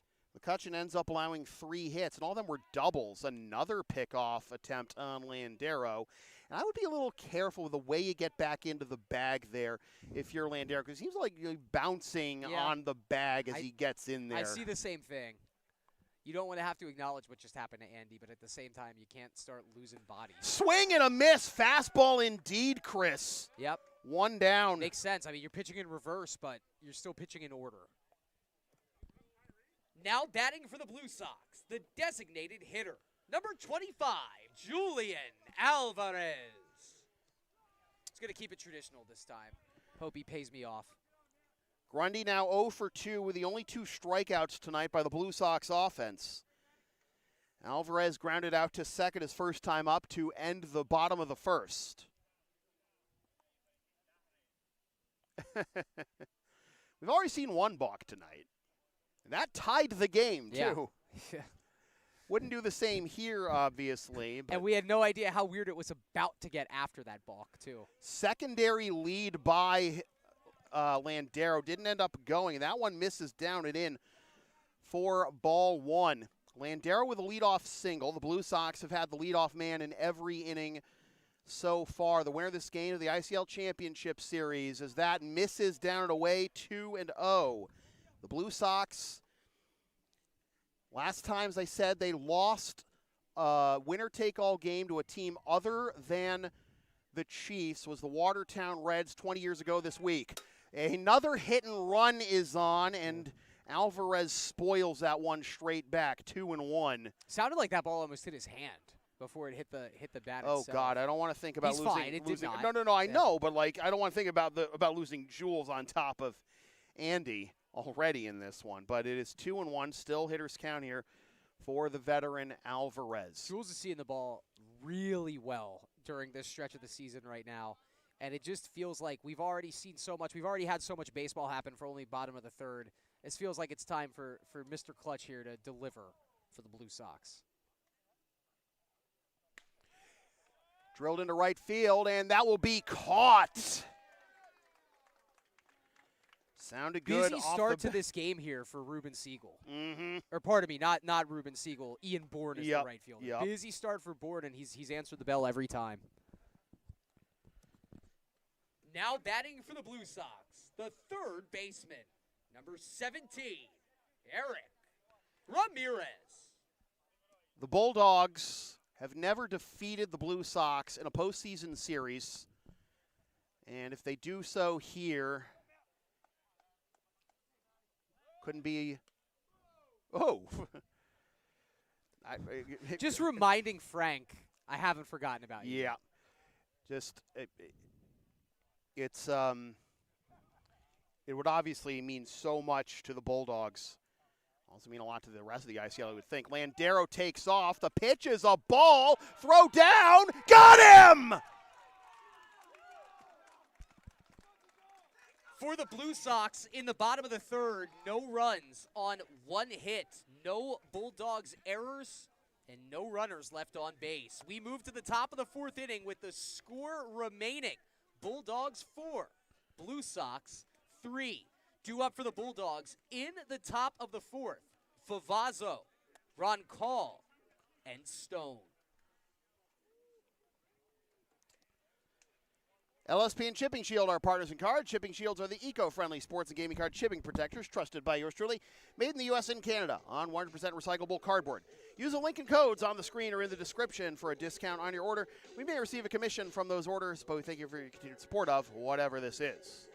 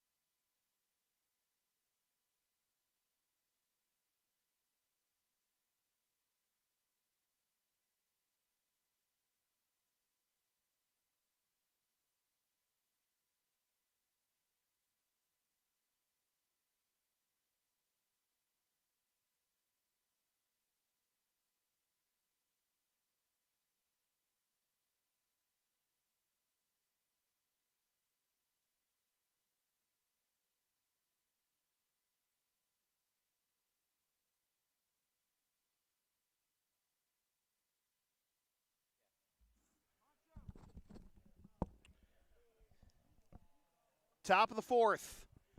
Frank Landero was not caught stealing once in the regular season. He has been caught stealing now 3 times in this series, including twice on Friday. And now Murray delivers down and away for ball 1 to Nick Favazzo. Really? That's a type of statistical oddity you only really see in the sport of baseball. Yeah. Woo! Just out in front of that one. Nice and to it is 1 see. and 1. Nice to see Nana has a batting helmet on. I feel like Sal made that sacrifice so that nobody else in the ICL will coach first or third base without a batting helmet on. Outside for a ball, and it is 2 and 1. It is Favazzo, Roncall, and Stone due up in a 4-3 game. And, I mean, it's low, but like, oof. It's tough, right? No, it's in the dirt. Like, I'm not complaining about the location, just tough start to the inning for the Blue Sox. Well, here's a pop-up. He's got room on the left side. Ramirez stumbles. Oh, he almost made the catch. Oh, my goodness. It's that, especially balls down the third base line, down the left field line. Those bleachers, they feel like they're right on top of you, and understandably so. There's always sneaky more room than you think, and you always find yourself doubling back towards the field of play on balls hit that direction. It feels like here at Town Center Field. Still a strike. A reprieve for Favazzo, 3-2. Fouls that into the screen. We'll do it again. And, boy, then you think about, you know, Anderson. There's so many close calls in this game already, man. Oh, my God. It's like we're almost to the hour and a half mark. Remember the Casserly home run that got robbed? Yup. So I'd be like, so many plays already in this game that just. Fly ball, left field corner, but a foul ball. By about 3 feet? What a game. This already feels like it's shaping up to be just an all-timer in the ICL. And the Bulldogs and Blue Sox have played plenty of all-timers in the ICL postseason. The Blue Sox swept the ICL Championship Series in 2017 against the Bulldogs in one of their best offensive seasons in franchise history, and it took 10 innings to beat the Bulldogs 1-0 in that game. Missed for ball 4. Leadoff man is aboard for the Bulldogs for the first time tonight. Now batting for the Bulldogs, the extra hitter, number 6, Christian Roncall. And Rick DeAngelis visibly uncomfortable after that call. I mean, well, the strike zone's been consistent all night long. It's just been rather tiny by strike zone standards here in the ICL, but it's been consistent. Tonight, Nothing to be upset about. Tonight has been a ball. Yeah. But it's also, you know, it's tin can baseball tonight apparently. So the lineup turns over for Roncall, 1 for 2 at a base hit back in the second. 4-3 is our score. The Bulldogs had 3 in the top of the first. The Blue Sox answered with 3 in the bottom of the second. A bases loaded walk pushed home the run by which the Bulldogs lead in the top of the third.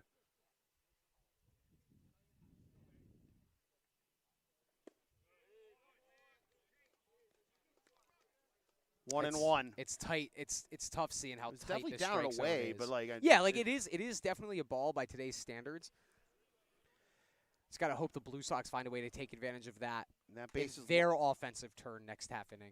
That base load walk was the last of 5 walks issued by Blue Sox starter Dan Metzdorf.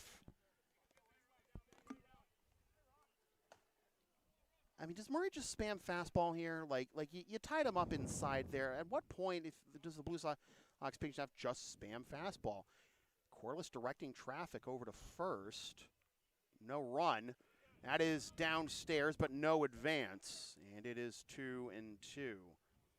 Like, we've seen, like, Blue Sox pitchers, I think especially Draper, like, you know, get ahead with a fastball, and it's clear the opposition is not ready for it, but then try to get too cute to get them fishing. Sorry, and then the count runs up, and that prevents the Blue Sox from having easy innings.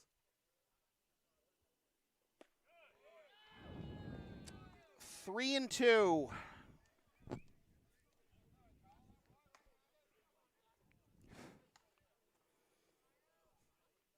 Rick is about to blow a gasket. I just know it. I think it might be time to break glass in case of emergency. Matt Draper button. Fouled off. Because knowing, if you're Christian Roncall, who's just an elite hitter, you know that the strike zone's benefiting you tonight. You don't have to defend anything that's off the plate. You can just lock and load for a pitch that you can handle right now. 3-2 with Favazzo at first. Brett Stone due up next.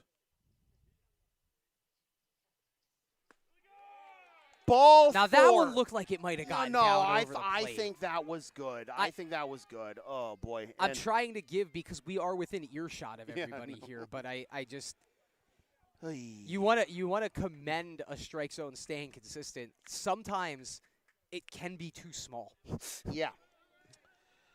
So, back-to-back walks to begin the top of the fourth for Brett Stone, who you would think is due.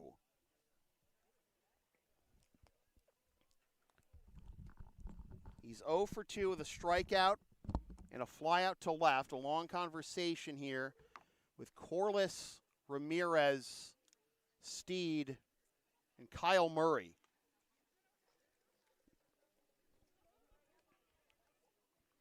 Again, a trip to the ICL Championship Series on the line.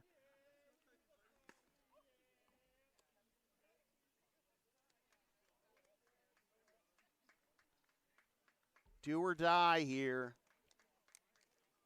The Bulldogs hoping for their first ever postseason series win against the Blue Sox. So here's Stoney.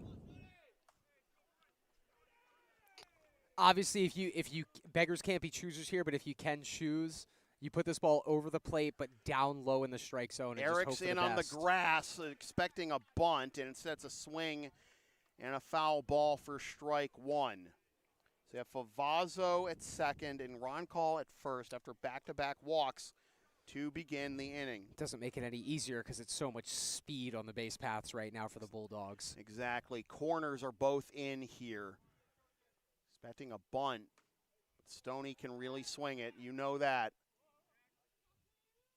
Oh. Waits out a curveball and it gets in there for strike two. Good time to pull that one out. Good time to pull that one out. Well, now the corners can back up here, play basically normal depth. Popped up behind us and out of play.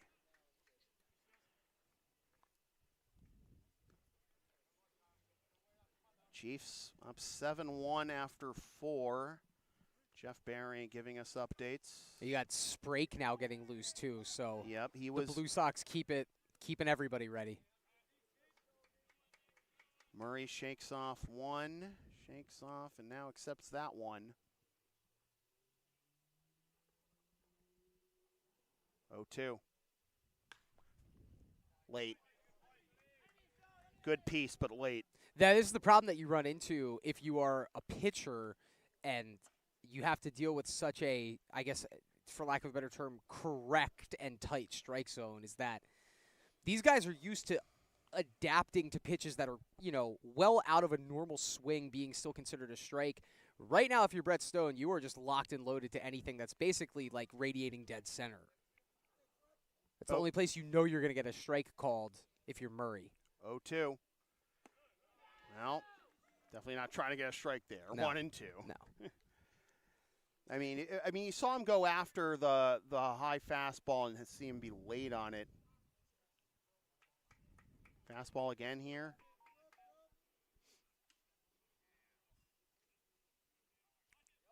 Pick off! Oh, safe. Man, they had a good operation going there, and if that throw back just a little bit more towards the trunk of Atiles' body, I think you got the tag out. Remember, you already have one going the other way with Cormier hitting just that perfect throw down inning and a half ago.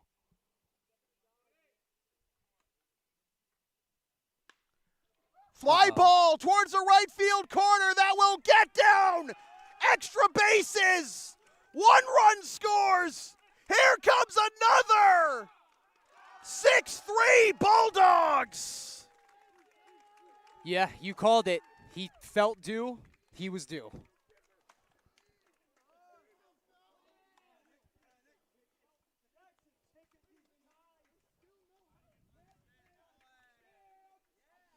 How about that for the first hit of the inning, too? Timely. The first baseman, number 20, Seamus Condon. Brett Stone,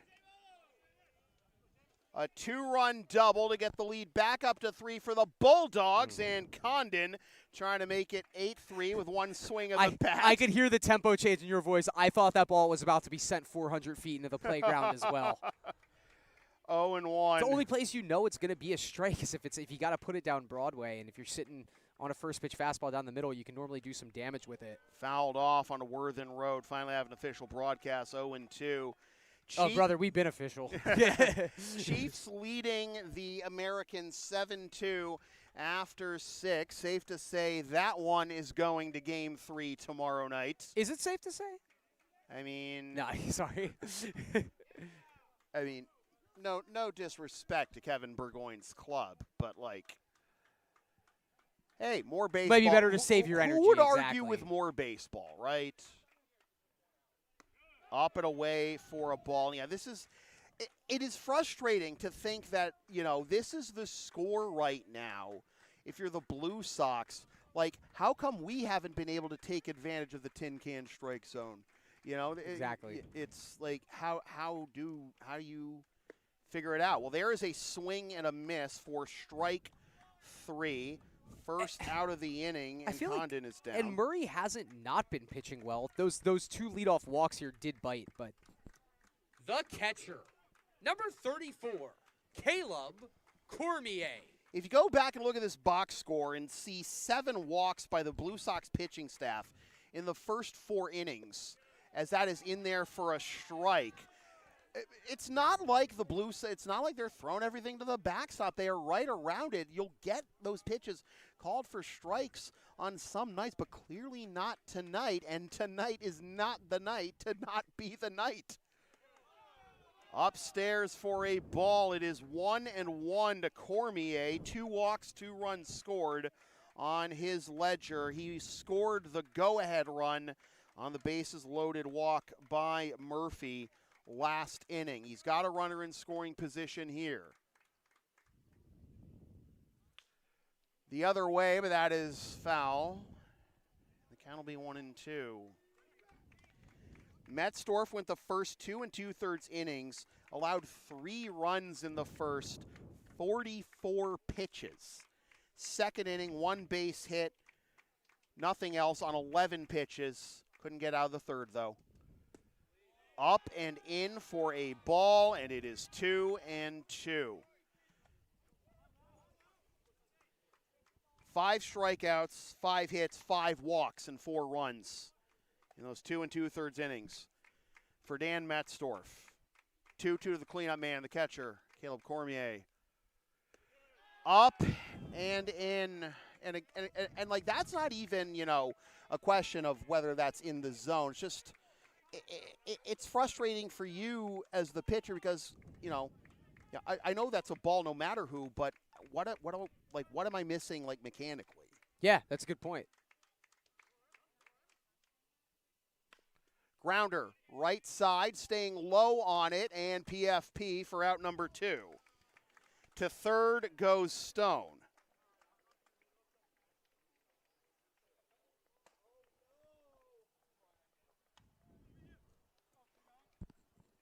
Now batting the right fielder, number 49, Ian Bourne. So here's Bourne, third time tonight. Like Chris said last inning, he has answered the bell every time the play has called his name, and that will be in time. Back-to-back 3-1 groundouts to retire the side, but the Bulldogs lead 6-3 halfway through. For the Bulldogs, in the top of the 4th, 2 runs on 1 hit. no Blue Sox errors, and 1 runner left on base. We move to the bottom of the 4th inning. The Lexington Bulldogs, 6. The Lexington Blue Sox, 3. Due up for the Blue Sox in the bottom of the 4th, Ramirez, Atiles, and Casserly. Brine Team Sales is the official jersey provider of LSP, America's oldest family-owned sporting goods and custom apparel provider. With over a dozen different high-quality brands to choose from, including Under Armour, Bauer, Mizuno, Rawlings, and more. Use promo code BrinesLoveSports for 20% off all regular price in-stock items at BrineTeamSales.com.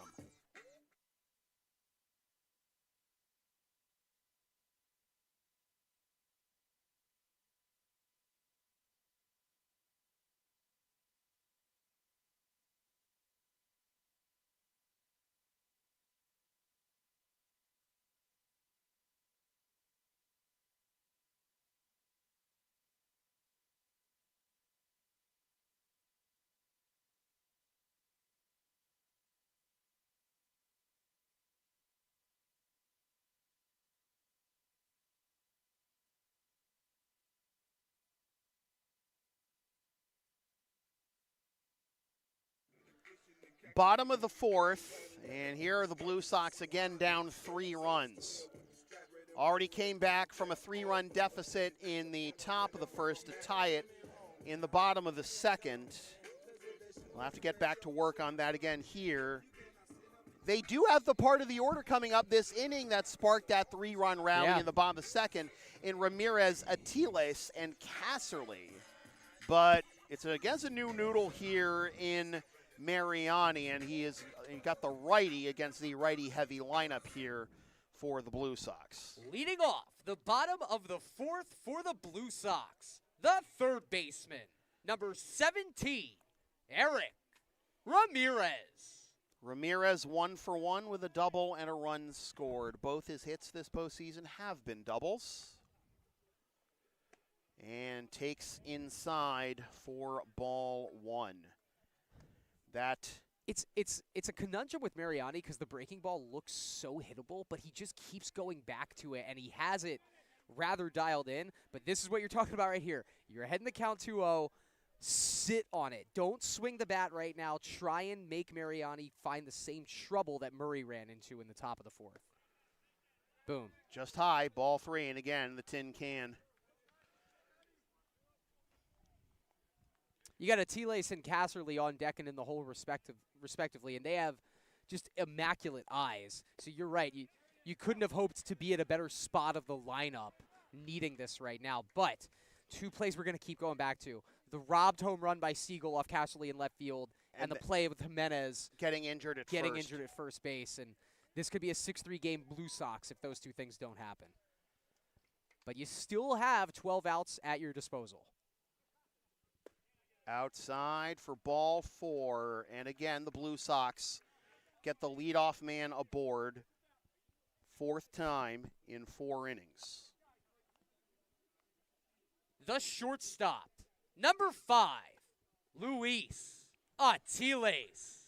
Atiles traded places with Eric for the first Blue Sox run back in the 2nd. It is a final at Morelli, 7-2 Chiefs.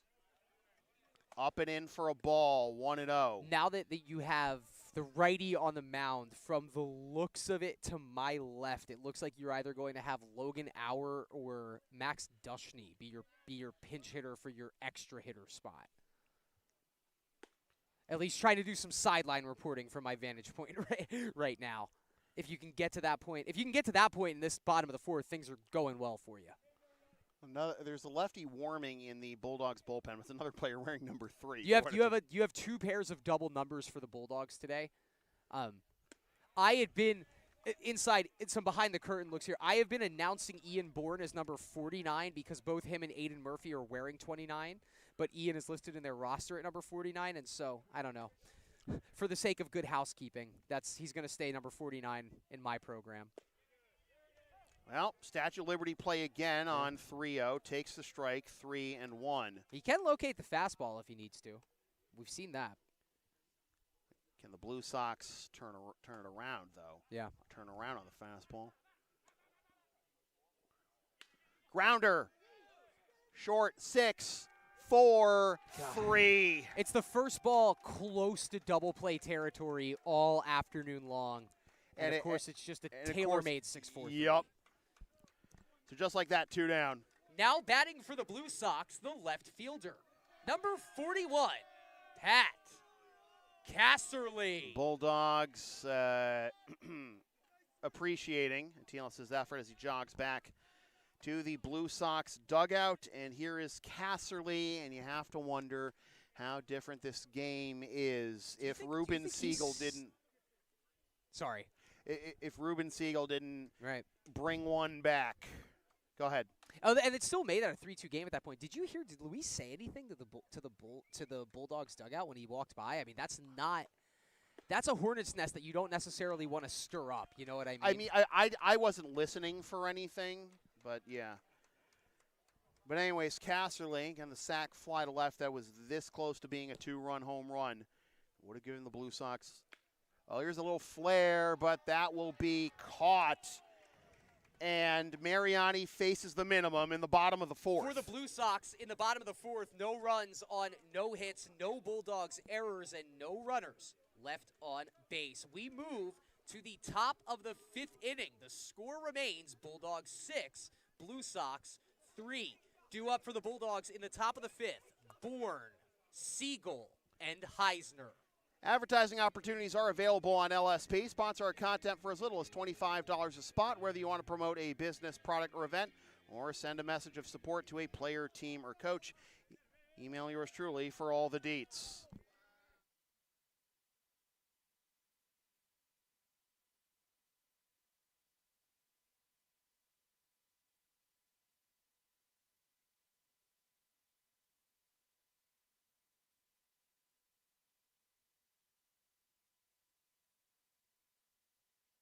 Well, on 3 days rest, Matt Draper is going to try and stack the paper. Got the win in Game 1 Thursday.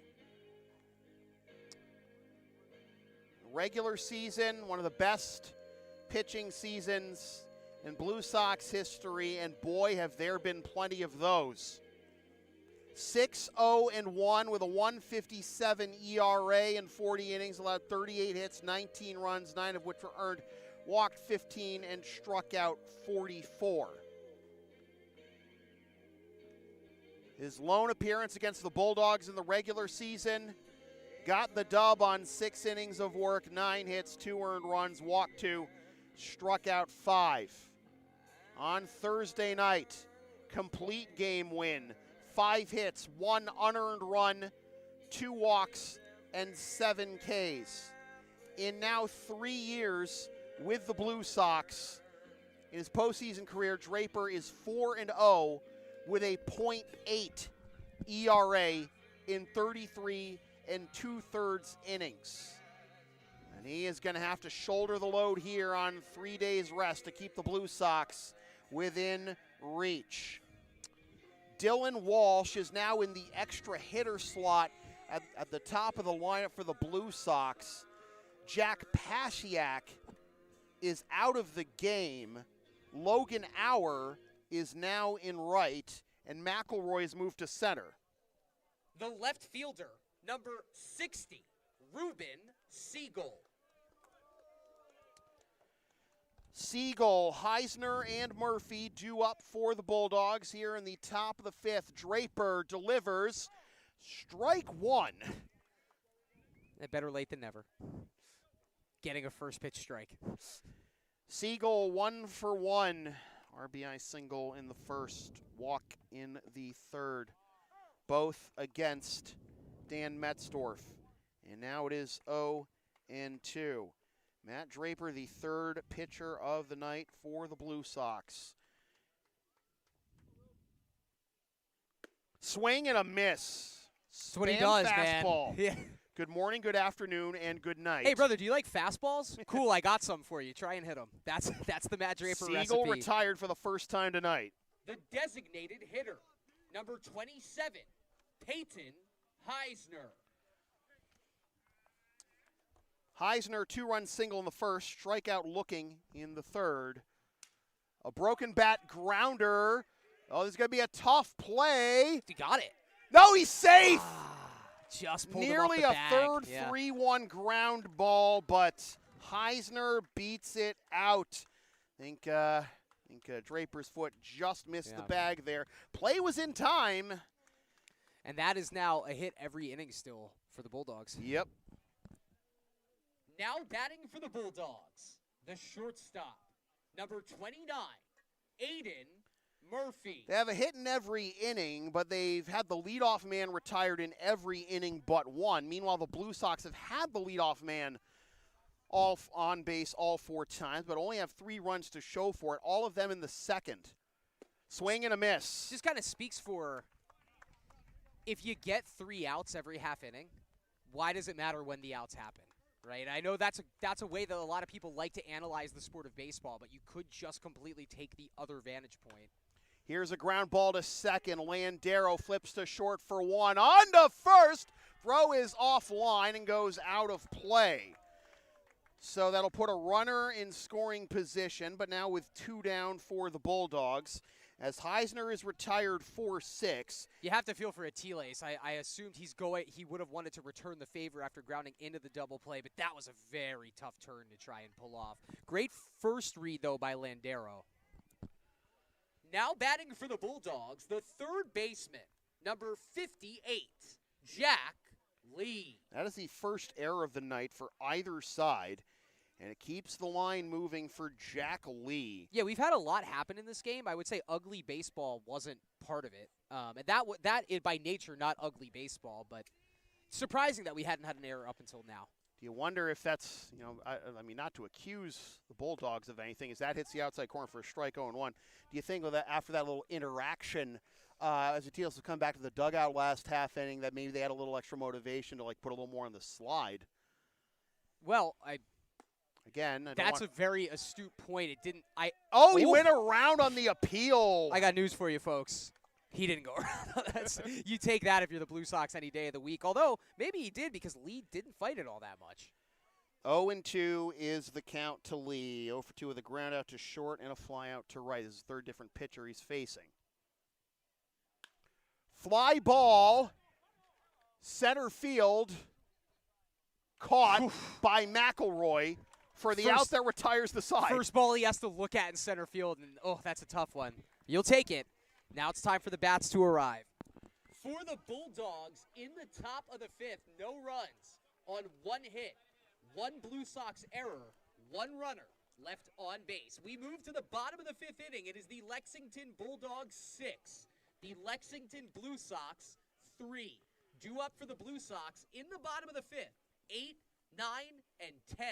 Corliss, McElroy, and Hour. The LSP store is open. Get yourself one of several different designs of stickers, shirts, or other merch, including some stuff with my dog, Tina the Longarina, on it, and some words I've probably said on this here YouTube channel over the years. Scan the QR code now to buy.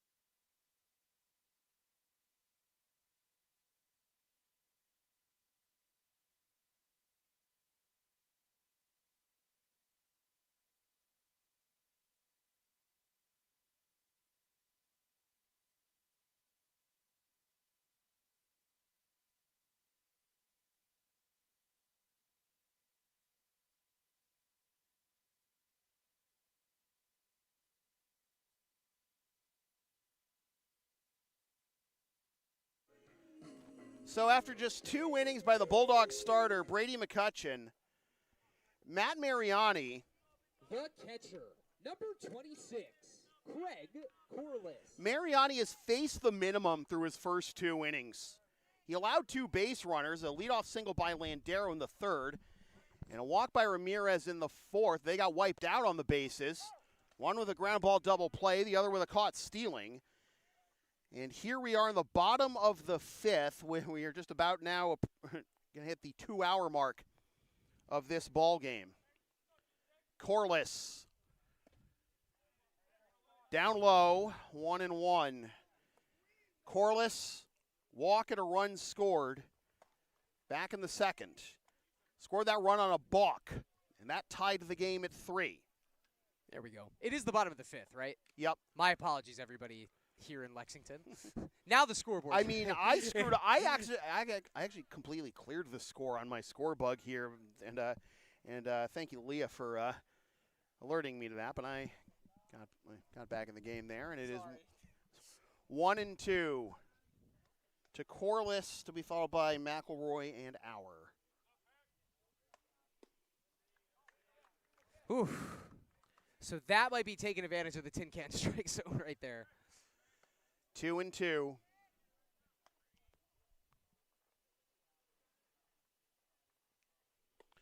Check swing. He went around and High five. Catcher brotherhood there. I was going to say that's two catchers understanding the assignment right there. Now batting the center fielder, number 3, Jake McElroy. So for the first time tonight, the Blue Sox failed to get the leadoff man on. For the first time tonight, it actually starts to feel like the Blue Sox might be running out of time in this game. Just the way everything's shaking out. I mentioned it at the very start of the bottom of the fourth. You had 12 outs to work with. It felt like you were going to try and take advantage of those 12 outs as best as possible. And then those just melted away, just like that. I only got 8. Going up and getting that one is McElroy into right center field. That's going to hang up and be caught for out number 2. Dude, Nick Favazzo's out there. You know he's going to get to it if he can. And Matt Mariani is the revelation that these Bulldogs have needed in this game. So Auer now making his first AB after playing defensively in right. Now batting the right fielder, number 1, Logan Auer. And that is 2 outs on 7 pitches. And again, Mariani has faced the minimum for the first 2 2/3 of his night. That is down away for a ball, and it is 1-0 to Auer. In the top of the 6th, the Bulldogs are going to have Favazzo, Roncal, and Stone due up, the part of the order that extended the 4-3 lead to 6-3 earlier. Curveball gets in there for a strike. It is 1-1. The Blue Sox, 11-1 victory in Game 1 of this series. Got shut out by the Bulldogs. Here's a grounder. That is a foul ball. That was very close up the line. And it'll be 1-2.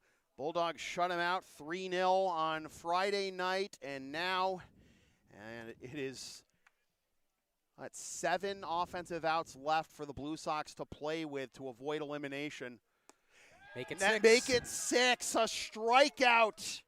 Turning up the heat there is Mariani. For the Blue Sox, in the bottom of the 5th, no runs on no hits, no Bulldogs errors, and no runners left on base. We move it to the top of the 6th inning.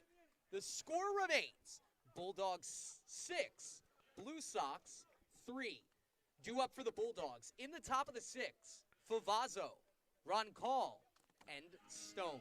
Are you down with the sound called LSP? Of course you are. Then follow and support us on the web.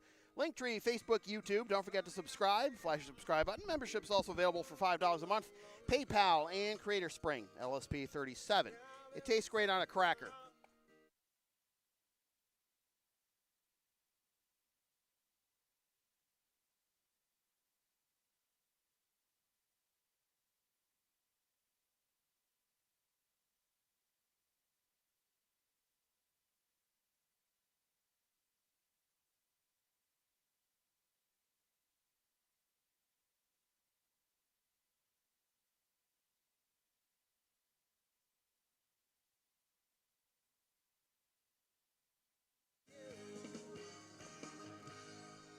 The Bulldogs 6 defensive outs away from their second consecutive trip to the ICL Championship Series. And since 2006, the only teams in the Intercity League who have reached consecutive ICL championship series are, of course, the Blue Sox, Cassell Club, the Chiefs, and the Middlesex/Sabretooth Expos. Leading off the top of the sixth, the center fielder, number 15, Nick Favazzo. Nick Favazzo, who was the first leadoff man of the night for the Bulldogs to reach base, gets under this one to left, but it will be caught for a one pitch. Out number one. Draper only needed 9 pitches to get through that top of the fifth, too. And how about just one right there? Mm-hmm. You knew he was on 3 days rest. It's unfortunate that you had to give other. Well, I'll get to that point in a second. The extra hitter, number 6, Christian Roncall. Roncall 1 for 2, strikeout, single walk. But you most certainly owed Dan Metzdorf and Kyle Murray the opportunity to get their pitches in, because they had been the other two kind of key contributors at when needed for the Sox this season. And you're not just going to hand the keys to Drape on 3 days rest, but it's proof positive, hey, he can do it. Fastball for strike 2, although that strike 1 looked to be pretty well down and away for a strike call, you know, than anybody else has up to this point. Yeah, I'm seeing the same thing. Check swing foul off of Corliss. Do it again at 0-2. If you're the Blue Sox, you hope you don't get bit by those calls when you're down to your final 6 offensive outs. The winner of this game to the ICL Championship Series, they're going to have to wait another 24 hours to figure out who they're going to face, because the Chiefs and the Americans are going to Game 3 tomorrow night at Morelli Field, 7:45 first pitch. 7-2 dub by the Chiefs to force Game 3.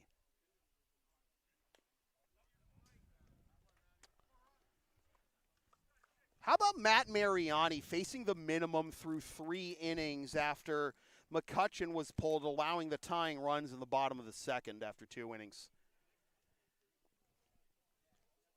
How about it indeed? And there it is. Outside corner, strike 3 called, 2 down. It's worth noting, I'll make this announcement and then get to that point. The second baseman, number 81, Brett Stone. Right when Mariani came in, it was on the heels of the Jimenez injury play. Yep. So you already had a team that was kind of in flux, could have gone in any direction. They just blew the opportunity to take the lead.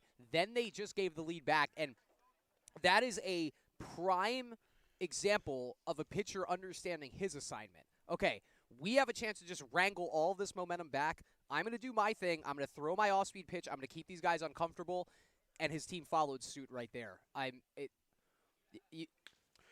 Stoney into right center field with another base hit. He's thinking 2. What a cutoff, though, by McElroy. So I don't want to say it wasn't as if the performance by Mariani saved the season for the Bulldogs. There wasn't anything that needed saving, but it certainly solidified this run that they're on. And this is going to give them plenty of momentum to take with them if they can finish the deal in this afternoon, in this evening's game. The first baseman, number 20, Seamus Condon. I said before Stoney's last at-bat that he was due. Yeah. He proved my point with a 2-run double, and now he's got his second consecutive double. I mean, the Bulldogs are doubling up the Blue Sox 8-4 in the hit department right now, and even as smooth as everything has been going for Matt Draper, he is still issued a hit and inning in his first 2 innings of work. The Bulldogs have had a hit every inning in this game. It's good for playoffs. It's a good way to approach postseason baseball. Grounder right side, Landero, it gets past him! Everyone's safe. Stoney holds it third. Runners at the corners. One of the hardest balls we're seeing hit against Draper this season. Oh, my God, yeah. Now batting for the Bulldogs, the catcher, number 34, Caleb Cormier.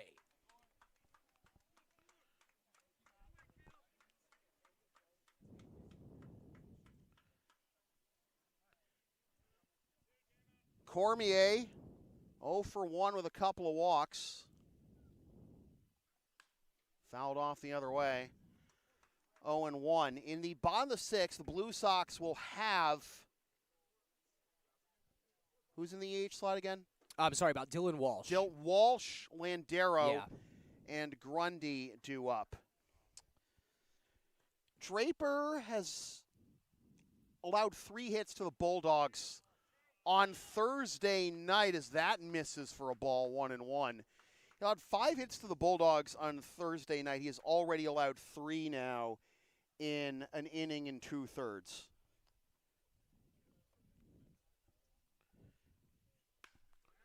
Into right field, and a diving! No catch! It's a trap! Run scores! Here comes the throw to third! It goes out of play! Bulldogs lead 8-3!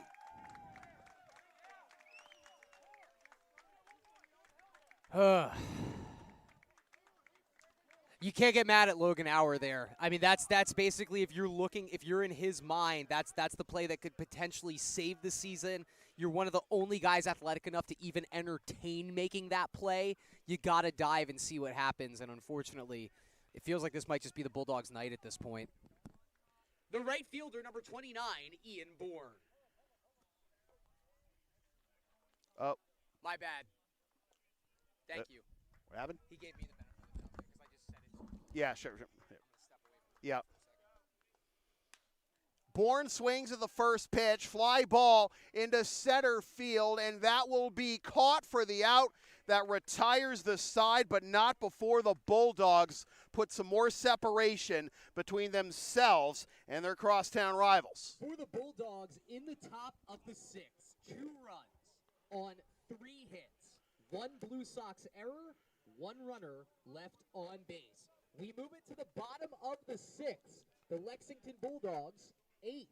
The Lexington Blue Sox, 3. 2 up for the Blue Sox, the top of the order. Walsh, Landero, and Grundy. LSP and Shipping Shield are our partners in cards. Shipping Shields are the eco-friendly sports and gaming card shipping protectors trusted by yours truly, made in the U.S. and Canada on 100% recyclable cardboard. Use the link and codes on the screen or in the description for a discount on your order. We may receive a commission from those orders, but we thank you for your continued support of whatever this is.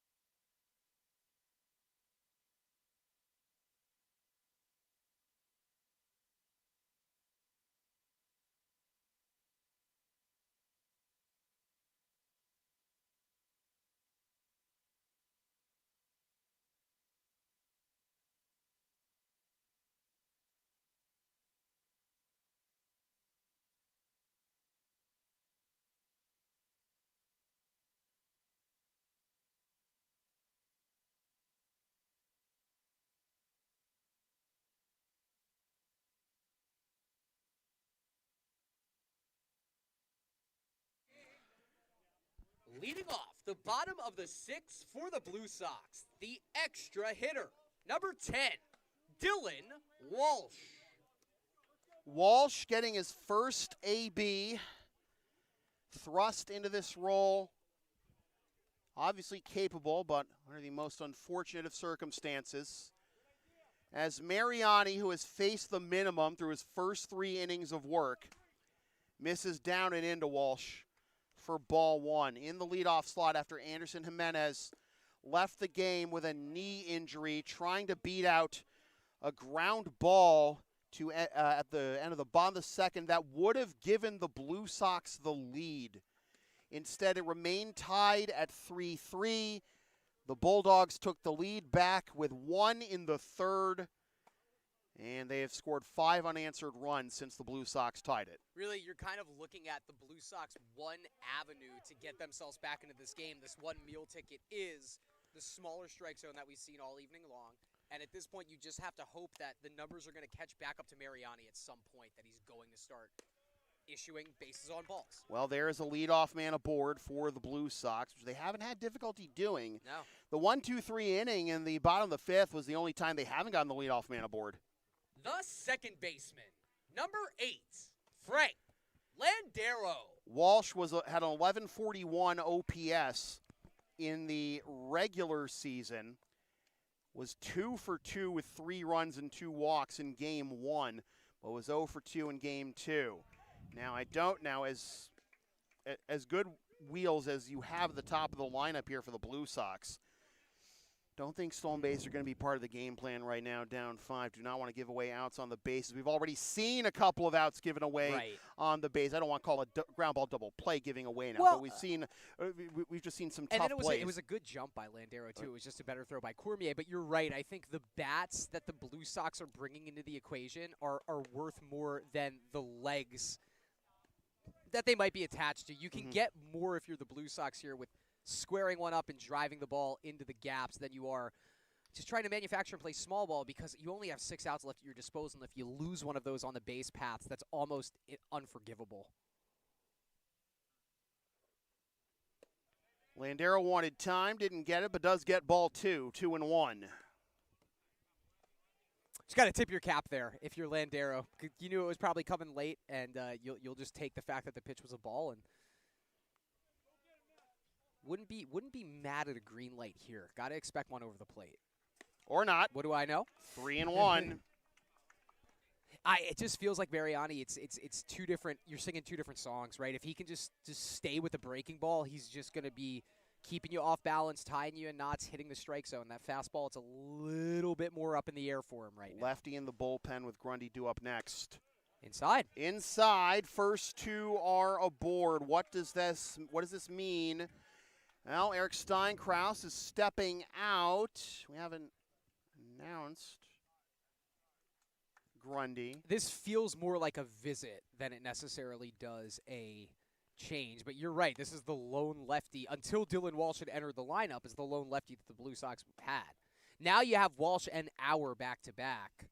But you're not going to see them until 10-1 again through the lineup. So I would assume you stay with Mariani here. He's the reason why you're 5 runs in front in the bottom of the 6th inning of a winner-take-all game.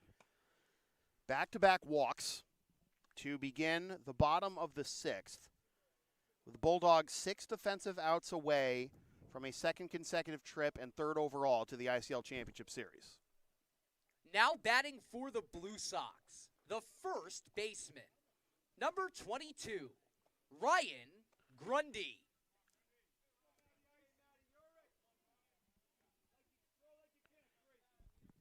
This feels like the first time, Sam, that the Bulldogs have had to kind of, their dugout has had to assess the situation in real time of, okay, we got to kind of get behind our guy here right now.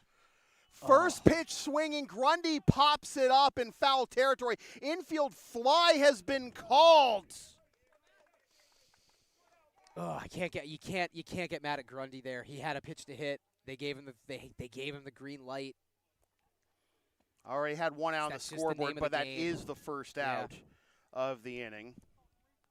Now batting for the Blue Sox, it's Jules, the designated hitter, number 25, Julian Alvarez. Alvarez hoping to get off the schneid here. 0 for 2, ground out to second. Fly ball to right. Misses outside for a ball. It is 1-0. And games like these are exactly why we start them a little earlier, because we need the time with the lights. Yeah. 2 hours 16 on the running clock. In there for a strike, 1-1.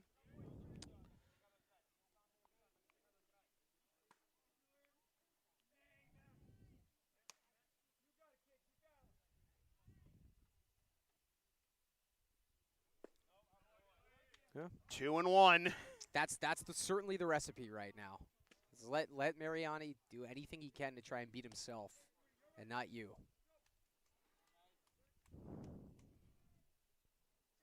Eric Ramirez in the on-deck circle. Mariani hoping for a double play ball. That gets in there for a strike, 2-2. The snappiest curveball imaginable, and it's still got plenty of bite. I mean, Alvarez has to be sitting fastball, Yeah. right? Yeah, he has to. So, like, You don't see as many of them, but you still have to be sitting on it, yeah. Grounder left side, fielded cleanly, 6, 4, 3! Double play, inning over. For the Blue Sox, in the bottom of the 6th, no runs on no hits, no Bulldogs errors, and 2 runners left on base. We move to the top of the 7th inning. The Lexington Bulldogs 8, the Lexington Blue Sox 3. Due up for the Bulldogs. In the top of the 7th, Lee, Favazzo, and Ron Call. Brine Team Sales is the official jersey provider of LSP. Since 1867, Brine's is America's oldest family-owned sporting goods and custom apparel provider. Plenty of quality brands to choose from, including Under Armour, Bauer, Mizuno, Rawlings, and more. Use the promo code Brine's Loves Sports for 20% off regular price in-stock items at BrineTeamSales.com. Attention in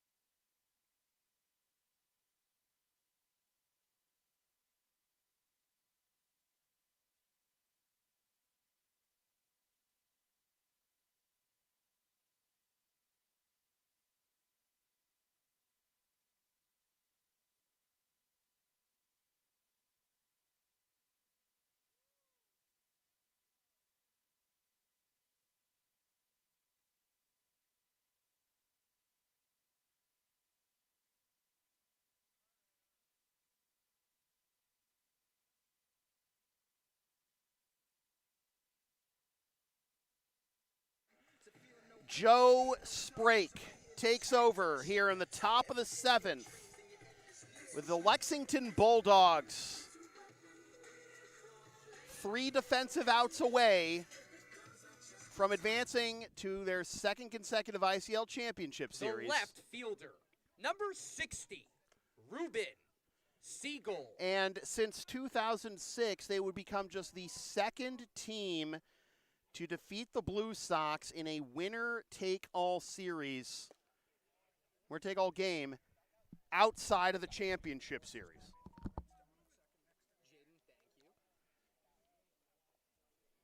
Sprake misses inside for ball 1.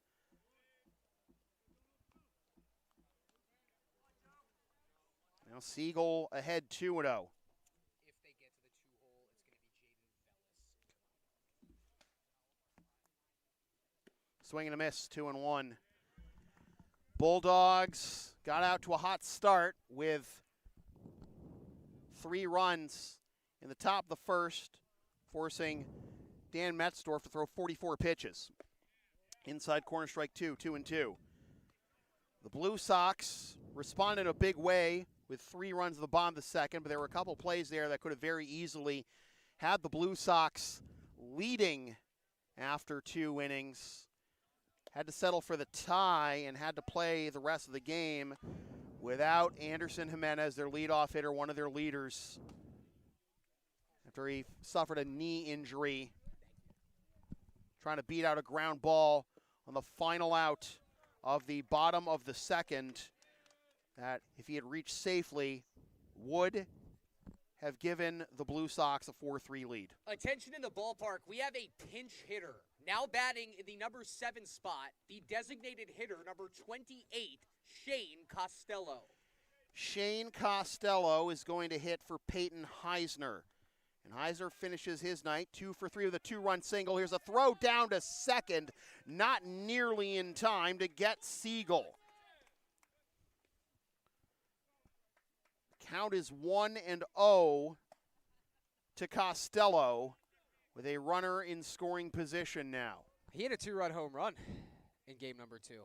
feel like that was the big blow, honestly, for these guys. Costello was 2 for 21 in the regular season, and 2-run home run. Yeah.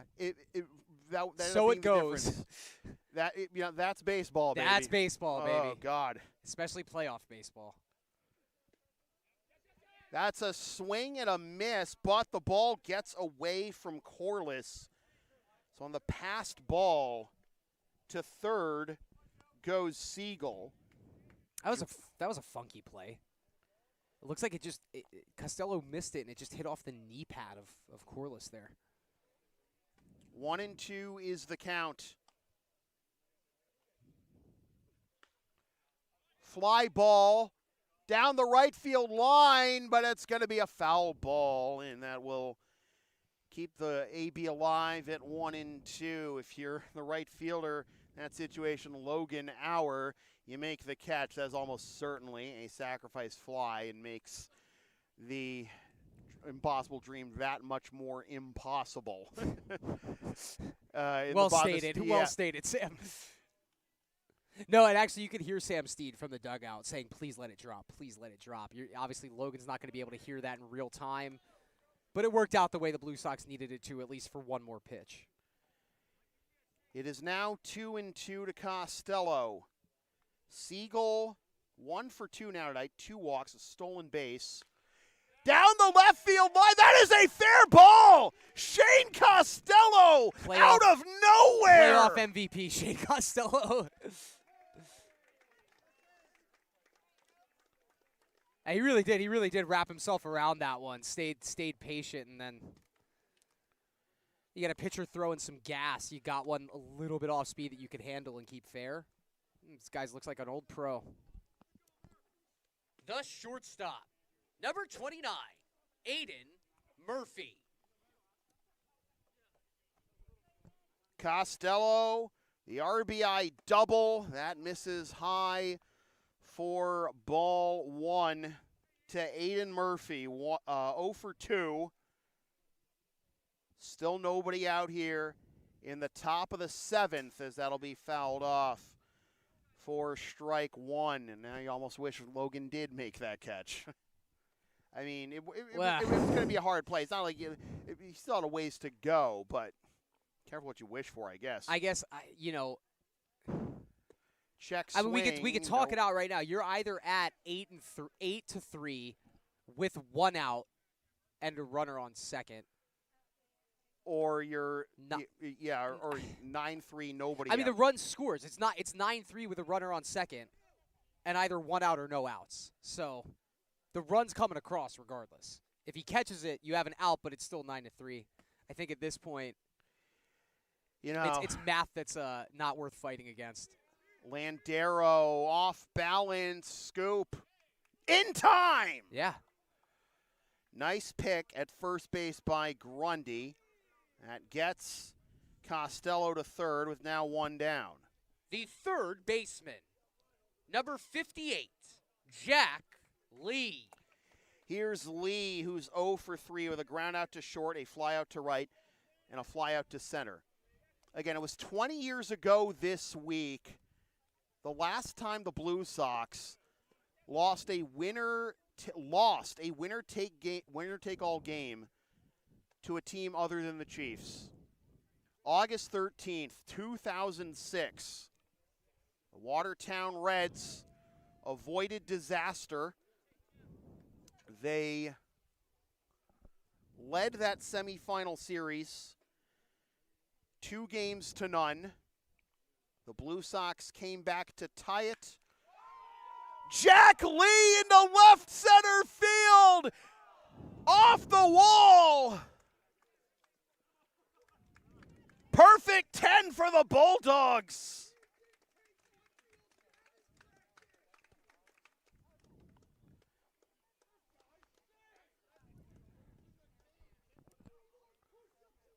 The center fielder, number 15, Nick Favazzo. The Bulldogs sticking to their identity here. They have a lineup that never says die.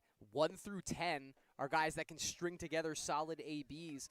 And you go across the course of the season, you expect the names like Ron Call and Stone at the top of the order to deliver. It's been 1 through 10. Costello with a pinch hit home run in Game 2, leading to more momentum in the batter's box here in Game 3. Just showing you that, 14 and 11 across a 25-game regular season certainly makes you a viable, legitimate championship threat at the level of play that we have here in the ICL. Oh, man. Oh, my goodness. They are all over him down the line. That is a fair ball into the corner. Jack Lee will score. He trades places with Nick Favazzo, the third double of the inning, and it is 11-3. And unfortunately, I don't think anybody else here really can pitch for the Blue Pasiak, Sox except Pasiak, but he's already been pulled pulled from the game. So this feels like Joe Sprague's just gonna have to take his medicine here tonight. And what a time It's a hard to take way it to too. it's I a know, hard way right? to bring the season to an end with a game unfolding like this. 8 unanswered for the Bulldogs since the Blue Sox tied it in the bottom of the second. And the Blue Sox an inch away from a 4-3 lead on the home run, a centimeter away from a 4-3 lead on the Jimenez play, and then once those two opportunities slipped by, you would have assumed you would have had a couple of more, but that's playoff baseball. The Bulldogs really did, credit where credit's due, they stepped on the throat of the Blue Sox tonight with these 8 unanswered runs. The extra hitter, number 6, Christian Roncall. August 13th, 2006. Lee Jamison pitched a complete game for the Watertown Reds. Walked 1, allowed 1 run on 7 hits, struck out 6. Pickoff attempt at second, and safe there is Favazzo. That was the last time, my first year with the Blue Sox. Knowing their championship pedigree already, my first year with the Blue Sox, another pickoff attempt. No, he dropped the ball. Dropped the ball. That's how it's going tonight, man. Knowing the Blue Sox championship pedigree already to that point. And you said this was 06? This was 06, my first year with the team, and Eddie Basile and I watched the Watertown Reds avoid disaster. Again, we're up 2 games to none in that best-of-5 series. Blue Sox came back, and the Reds held them off with 5 runs on 15 hits in the complete game effort by Lee Jamison. In fact, there was a future Blue Sox on that Reds team who had a nice game. It was Matt McAvoy, went 2 for 3 with a walk, as that's in there for a strike, and that will make the count 1-1. But Blue Sox, that was the last time that they lost a winner-take-all playoff game to a team other than the Chiefs, as that's in there for a strike 1-2. And of course, 3 years ago was the first time since that Watertown game the Blue Sox failed to reach the ICL Championship Series, as that's down and away for a ball. 2-2. And I always think back to what Danny Graham said before the 2017 ICL Championship Series, that he had a vision, a premonition, a dream, if you will, before the season, before that 2017 season, that swung on and missed for strike 3, foul tip for the second out.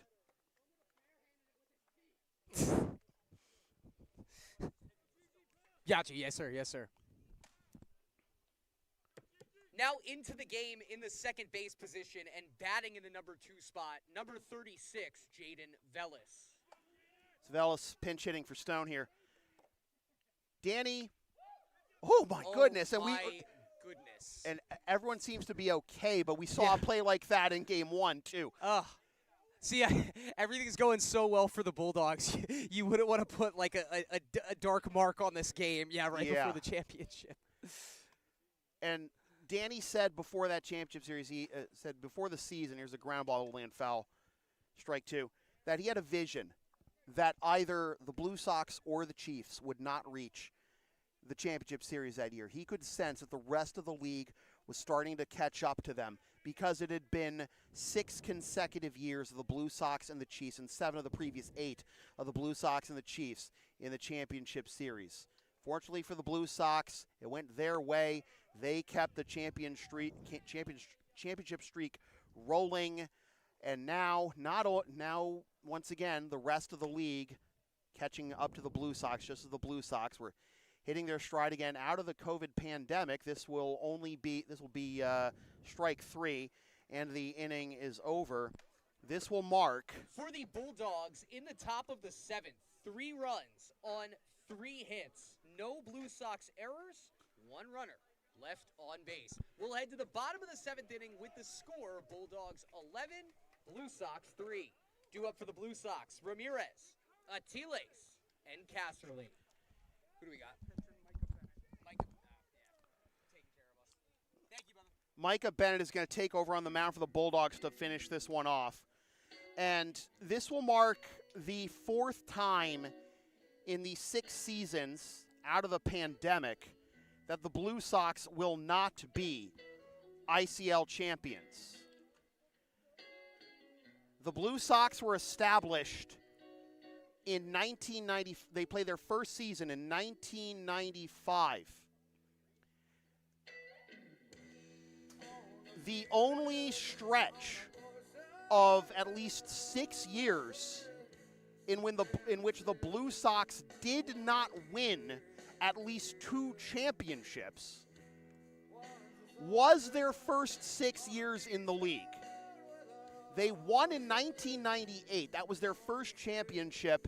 And Rick DeAngelis will tell you that was arguably the best Blue Sox team ever. They started to hit their stride in terms of championships in 2002. That started a string of 3 championships in 4 years just before I started working with the Blue Sox, 2002, 2004, and 2005. But those first 6 years, the right-hander, number 58, Micah Bennett. Those first 6 years, Bulldogs, number 55, Jonah Weinstein. And Jonah Weinstein is now behind the plate for Cormier. Those first 6 years of the Blue Sox franchise is the only 6-year span, only other 6-year span in franchise history in which they lost, in which they had as few as, this is Dush, isn't it? They had now pinch hitting for the Blue 2 Sox. or fewer championships. Number 6, Max Dushney. I guess the first 7 years, you extend to like 97 to 2002. That's another 6-year span in which they only had 2 championships, stretched out to 2003. But then from that point, the Blue Sox have been the epitome of excellence, the excellence of execution, as Max Dushney takes down and away for ball 1. And now here they are down 11-3, about to lose a postseason series to the Bulldogs for the very first time. And the Bulldogs will get to their 2nd consecutive ICL championship series, still in the search of their first ICL title. And they're going to do it at the expense of the Blue Sox, who find themselves in very unfamiliar territory. I mean, most teams in most sports, in most leagues, would be thrilled to have 2 championships in a 6-year span. For the Blue Sox, this is almost like dying of thirst. And this is like, this is a drought by Blue Sox standards. And it's a drought that many teams would be the envy of. Now batting for the Blue Sox, number 12, Luke Ward. Luke Ward is going to grab a bat here for Luis Atiles. The Blue Sox are down 8 in the bottom of the 7th as the Lexington Bulldogs, franchise that was actually given a, basically given a lifeline by Rick DeAngelis. They had bounced around in terms of having home parks for a while. Ended up playing very few of their home games actually in Reading towards the end of their tenure as the Reading Bulldogs. They'd always been a consistently performing team from the moment they entered the league, but things were starting to slip towards the end of their tenure in Reading and at the beginning of their tenure in Lexington, but they've started to right the ship here. And again, they still have 3 more games to win to become ICL champions. as that one gets away from Weinstein. Up to second goes Dush. We got a 2-1 count. But let's also look at the other half of the ICL championship equation. The Chiefs coming back with a big win tonight to force Game 3 tomorrow night, 7-2 win over the Americans. That's fouled off past Worthen Road, in fact. Yeah. But if the Americans can win Game 3, it will mark the first time again since 2006 that neither the Blue Sox nor the Chiefs reach the ICL Championship Series. And that, folks, would be the full fulfillment of the OWH's prophecy 9 years ago. But again, there's still one more game left in that series. There's still a job that Kevin Burgoyne's squad needs to do. And that is outside for ball 4. Back-to-back walks here. Interesting. To begin the bottom of the 7th. We have a pinch hitter now batting for the Blue Sox. Number 11, Harry Tucker. So Tucker, who was one of the candidates considered for the EH slot in the top of the order before it was given to Walsh, is now going to hit for Casserly.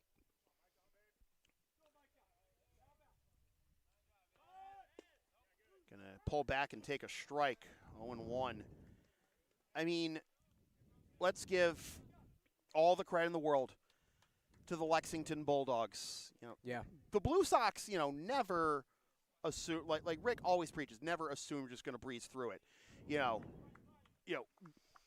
We drive the bus, we are the hunted, et cetera, et cetera. And they still are. Even with this ending this way, they still will be next year. Yeah, because, the Blue Sox have the most championships in ICL history, 17. Oh, my goodness.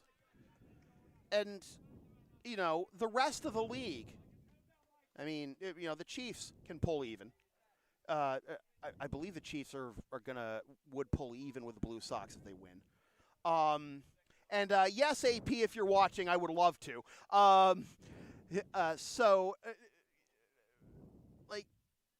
Let's just imagine, for argument's sake, that it's the Americans and the Bulldogs in the championship series. Neither team is going to be satisfied with just one chip. Oh, of course. Every team strives to be as successful as the Blue Sox are. Oh, look at Harry Tucker. I like that. He There's is no not outs yet. Happy. There's no outs yet, too. So this is good. Put ads. Yeah, I mean, you almost hit him in the head with 90 plus, and then to just put it between the numbers. We can extend this game. Nobody's going to be in a rush here to try and get out of Dodge. Eric Ramirez coming out of the dugout. Rick D'Angelo standing up for his guys. Listen, Harry Tucker, he pressed the issue immediately once he got hit by the pitch that he decided, I'm going to chirp over this, which opened the door for the Blue Sox. And Bennett's just hopping into this game, and he has a lot of wiggle room still. But you can get him rattled here. And if you have a pitcher rattled that has to kind of get himself out of a situation like this, the bases are loaded with no outs. By the time that happens, it might be an 11-6 game as opposed to 11-3. You never know. Well, there is action now in the Bulldogs bullpen. Eric Steinkraus and Rick D'Angelo is trying to clear the air. But again, the bases are loaded with nobody out. Now batting for the Blue Sox, number 7, Brendan Doyle. And Doyle is going to bat for Craig Corliss. It would just be so crazy to think if this game somehow would extend into extras. The manipulation and Olympics that you would have to do to actually field a 9-man unit for the Blue Sox. Hey, bases are loaded with no outs, Sam. I don't think we expected this. No, absolutely not. Doyle takes down and away for ball 1. And this is one of the things we talked about. You got basically the tin can strike zone with a Bulldogs pitching staff that allowed the most walks in the regular season. Bulldogs offense that drew the fewest walks in the regular season, but the Bulldogs have taken advantage of that strike zone and capitalized when the Blue Sox did come in to the strike zone. But now here it is 2-0. to I just Doyle, keep and the it's bat on the 3-0. shoulders, yeah. Like, honestly. You got Acosta waiting in the 9-hole for McElroy, then back to Auer, and then Walsh. Don't leave this broadcast yet, folks. Yeah, that's an RBI. That might be Brendan's first RBI of the year. Baseball is so stupid. Very stupid game. Love it. Can't get enough of it. Dumb game. We have a pinch hitter now batting for the Blue Sox. Number 31, Brian Acosta. Well, here comes Steinkraus. For Doyle, that was actually his 4th ribby of the year. Sorry, Brendan. My bad. He had 3 in the regular season. But, like, here comes Steinkraus, and I think we are going to have a pitching change here. Well, this is the first visit, anyways, of the inning for Steinkraus. So let's see what happens. It is 11-4. The first 4 have reached on 3 walks and a hit by pitch. That was Tucker getting plunked and pitching doing a pinwheel bat flip. Oh yeah, it was like he just hit a ball 450 dead center. You got to get momentum somehow. Well, again, it is still a long way to Tipperary here for the Blue Sox. We only have 12 minutes left of the lights because this game is on its 2 hours and 44th minute already. Here's Acosta. There's a strike. 0-1. I mean, Rick. I think Rick. These guys are incredible, man. I mean, they are not phased. No, they never are. When they're winning or losing, as Acosta comes up empty, they're always the most engaged dugout in the ICL. In the most loving way, they do care. It's like long hair don't care, but they do care. They just don't give a bleep. That's who the Lexington Bulldogs are. It's commendable. 0-2 to Acosta. Swing and a miss. First out of the inning. Acosta down on 3 pitches. And here's Logan Auer. The right fielder, number 1, Logan Auer. I really want to commend Logan for his defensive efforts since coming into the game. And he's made some plays that, high risk, high reward, but can also he had to do what he had to do to give his team the highest chance possible of staying in this game. And unfortunately, like a lot of things tonight, things have not broken the Blue Sox way, as that is outside for a ball. It is 2-0 to Logan. I believe this is his first AB, right? He came in second at bat. Oh, second at bat. Yeah. Oh yeah, he struck out swinging. I couldn't remember if that was Pasiak or Logan. But so much has happened tonight. I know, right? It's 2-0. Grounder, 6-3. Bulldogs to the championship. Tonight's final score, the Lexington Bulldogs 11, the Lexington Blue Sox 4. With the win, Lexington Bulldogs advance to the 2026 ICL Championship Series. Their record, 16-12. The Blue Sox season comes to an end with a final record of 18 wins, 9 losses, and 1 tie. Time of game, 2 hours and 45 minutes. Well, Chris, it was, a bit of a roller coaster at times in the regular season for the Blue Sox. They definitely started to smooth things out at the end. Overcame those defensive struggles. And a big win in Game 1, but then the shutout in Game 2 to force Game 3, and the Bulldogs recovered after getting out in front 3-0 and then giving up the tying runs, but they weathered that storm. And listen, Matt Mariani with the performance of his life. That is like he the faced relief appearance. Yeah, like 12 up, 12 down. Look, Jack Pasiak had the biggest pitching outing of the night of the season for the Blue Sox in relief against the Bulldogs after they shelled Chris Wannett in that 6-run first inning. And now Matt Mariani returns the favor, picks up the dub, and the Blue Sox are sent home in the semifinals for only the third time in the last 20 years. Realistically, what can you say to these Bulldogs right now? They came into these playoffs as the 4 seed. You can't They say knew nothing the to them. You task at can't hand. tell them nothing. They faced an 11-1 Game 1 loss and just took it to the Blue Sox 2 games in a row. I was going to ask you this on the broadcast, but we can ask it right now. I want to pick your brain here. They would have to be the favorites in this championship series, right? I don't know exactly. Andres had an up and down year. They're getting some momentum back, but if it's not Melrose, it's these guys have to be the favorite in that final series. I mean, I don't want to play favorites at all. I'm asking you to.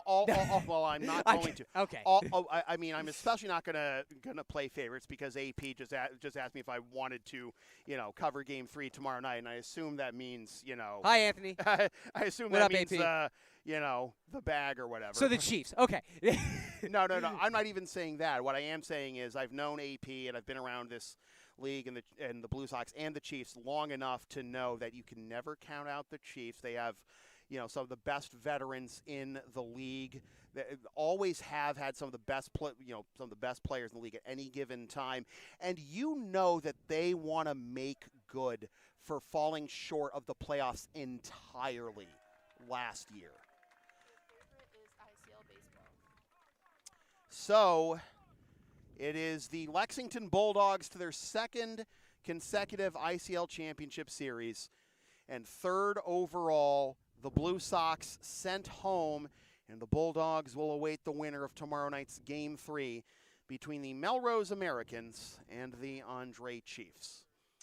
So, with that said, this has been a presentation of LSP, something for everyone since 2011.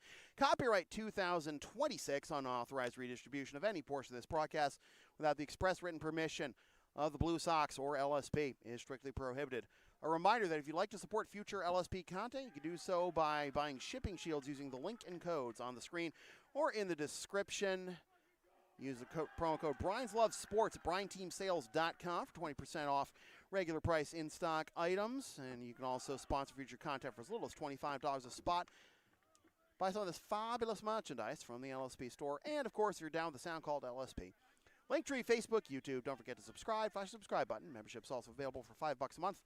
PayPal and Creator Spring, LSP37. Once again, the final score from center field at Lexington High School in Lexington, Mass. It is the Lexington Bulldogs 11 and the Lexington Blue Sox 4. The Bulldogs win this best of 3 ICL semifinals, 2-1, and advance to their second consecutive ICL championship series. Chris, now your third year in the books here with the Blue Sox, and I think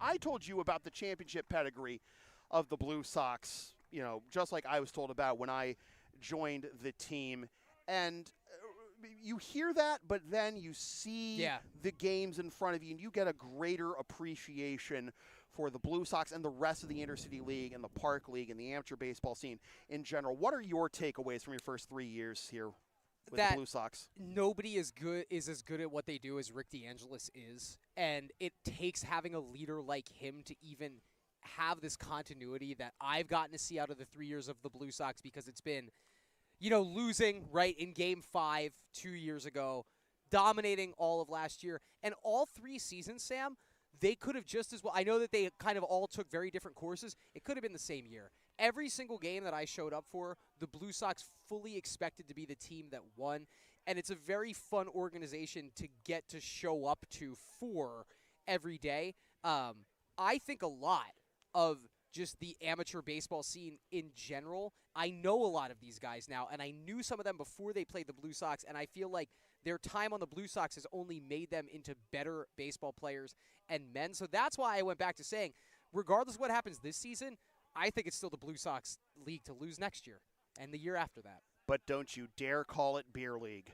Oh, who doing that? Where they do that at? Not you. No, I know. And I just want to thank everybody tuning into these games for LSP, that as my role has kind of turned into what it has been over these 3 years. I don't want to say putting up with me, but letting me have my fun with Sam and just kind of learning this team on my own pace. And allowing me to just bring what I can to the fun here. I really do appreciate that. And Sam, thank you for letting me be a part of it. Oh, but they absolutely have to put up with me regardless. Yeah, they got to put up with you. That's a different task. For Chris Del Sordo, Katrina Good, and all of my very rowdy friends here at LHS, my name is Sam Feely, reminding you forever and always, freelance isn't free. Thanks for tuning in. Fresh for 2026. Suckers. Love you, Katrina.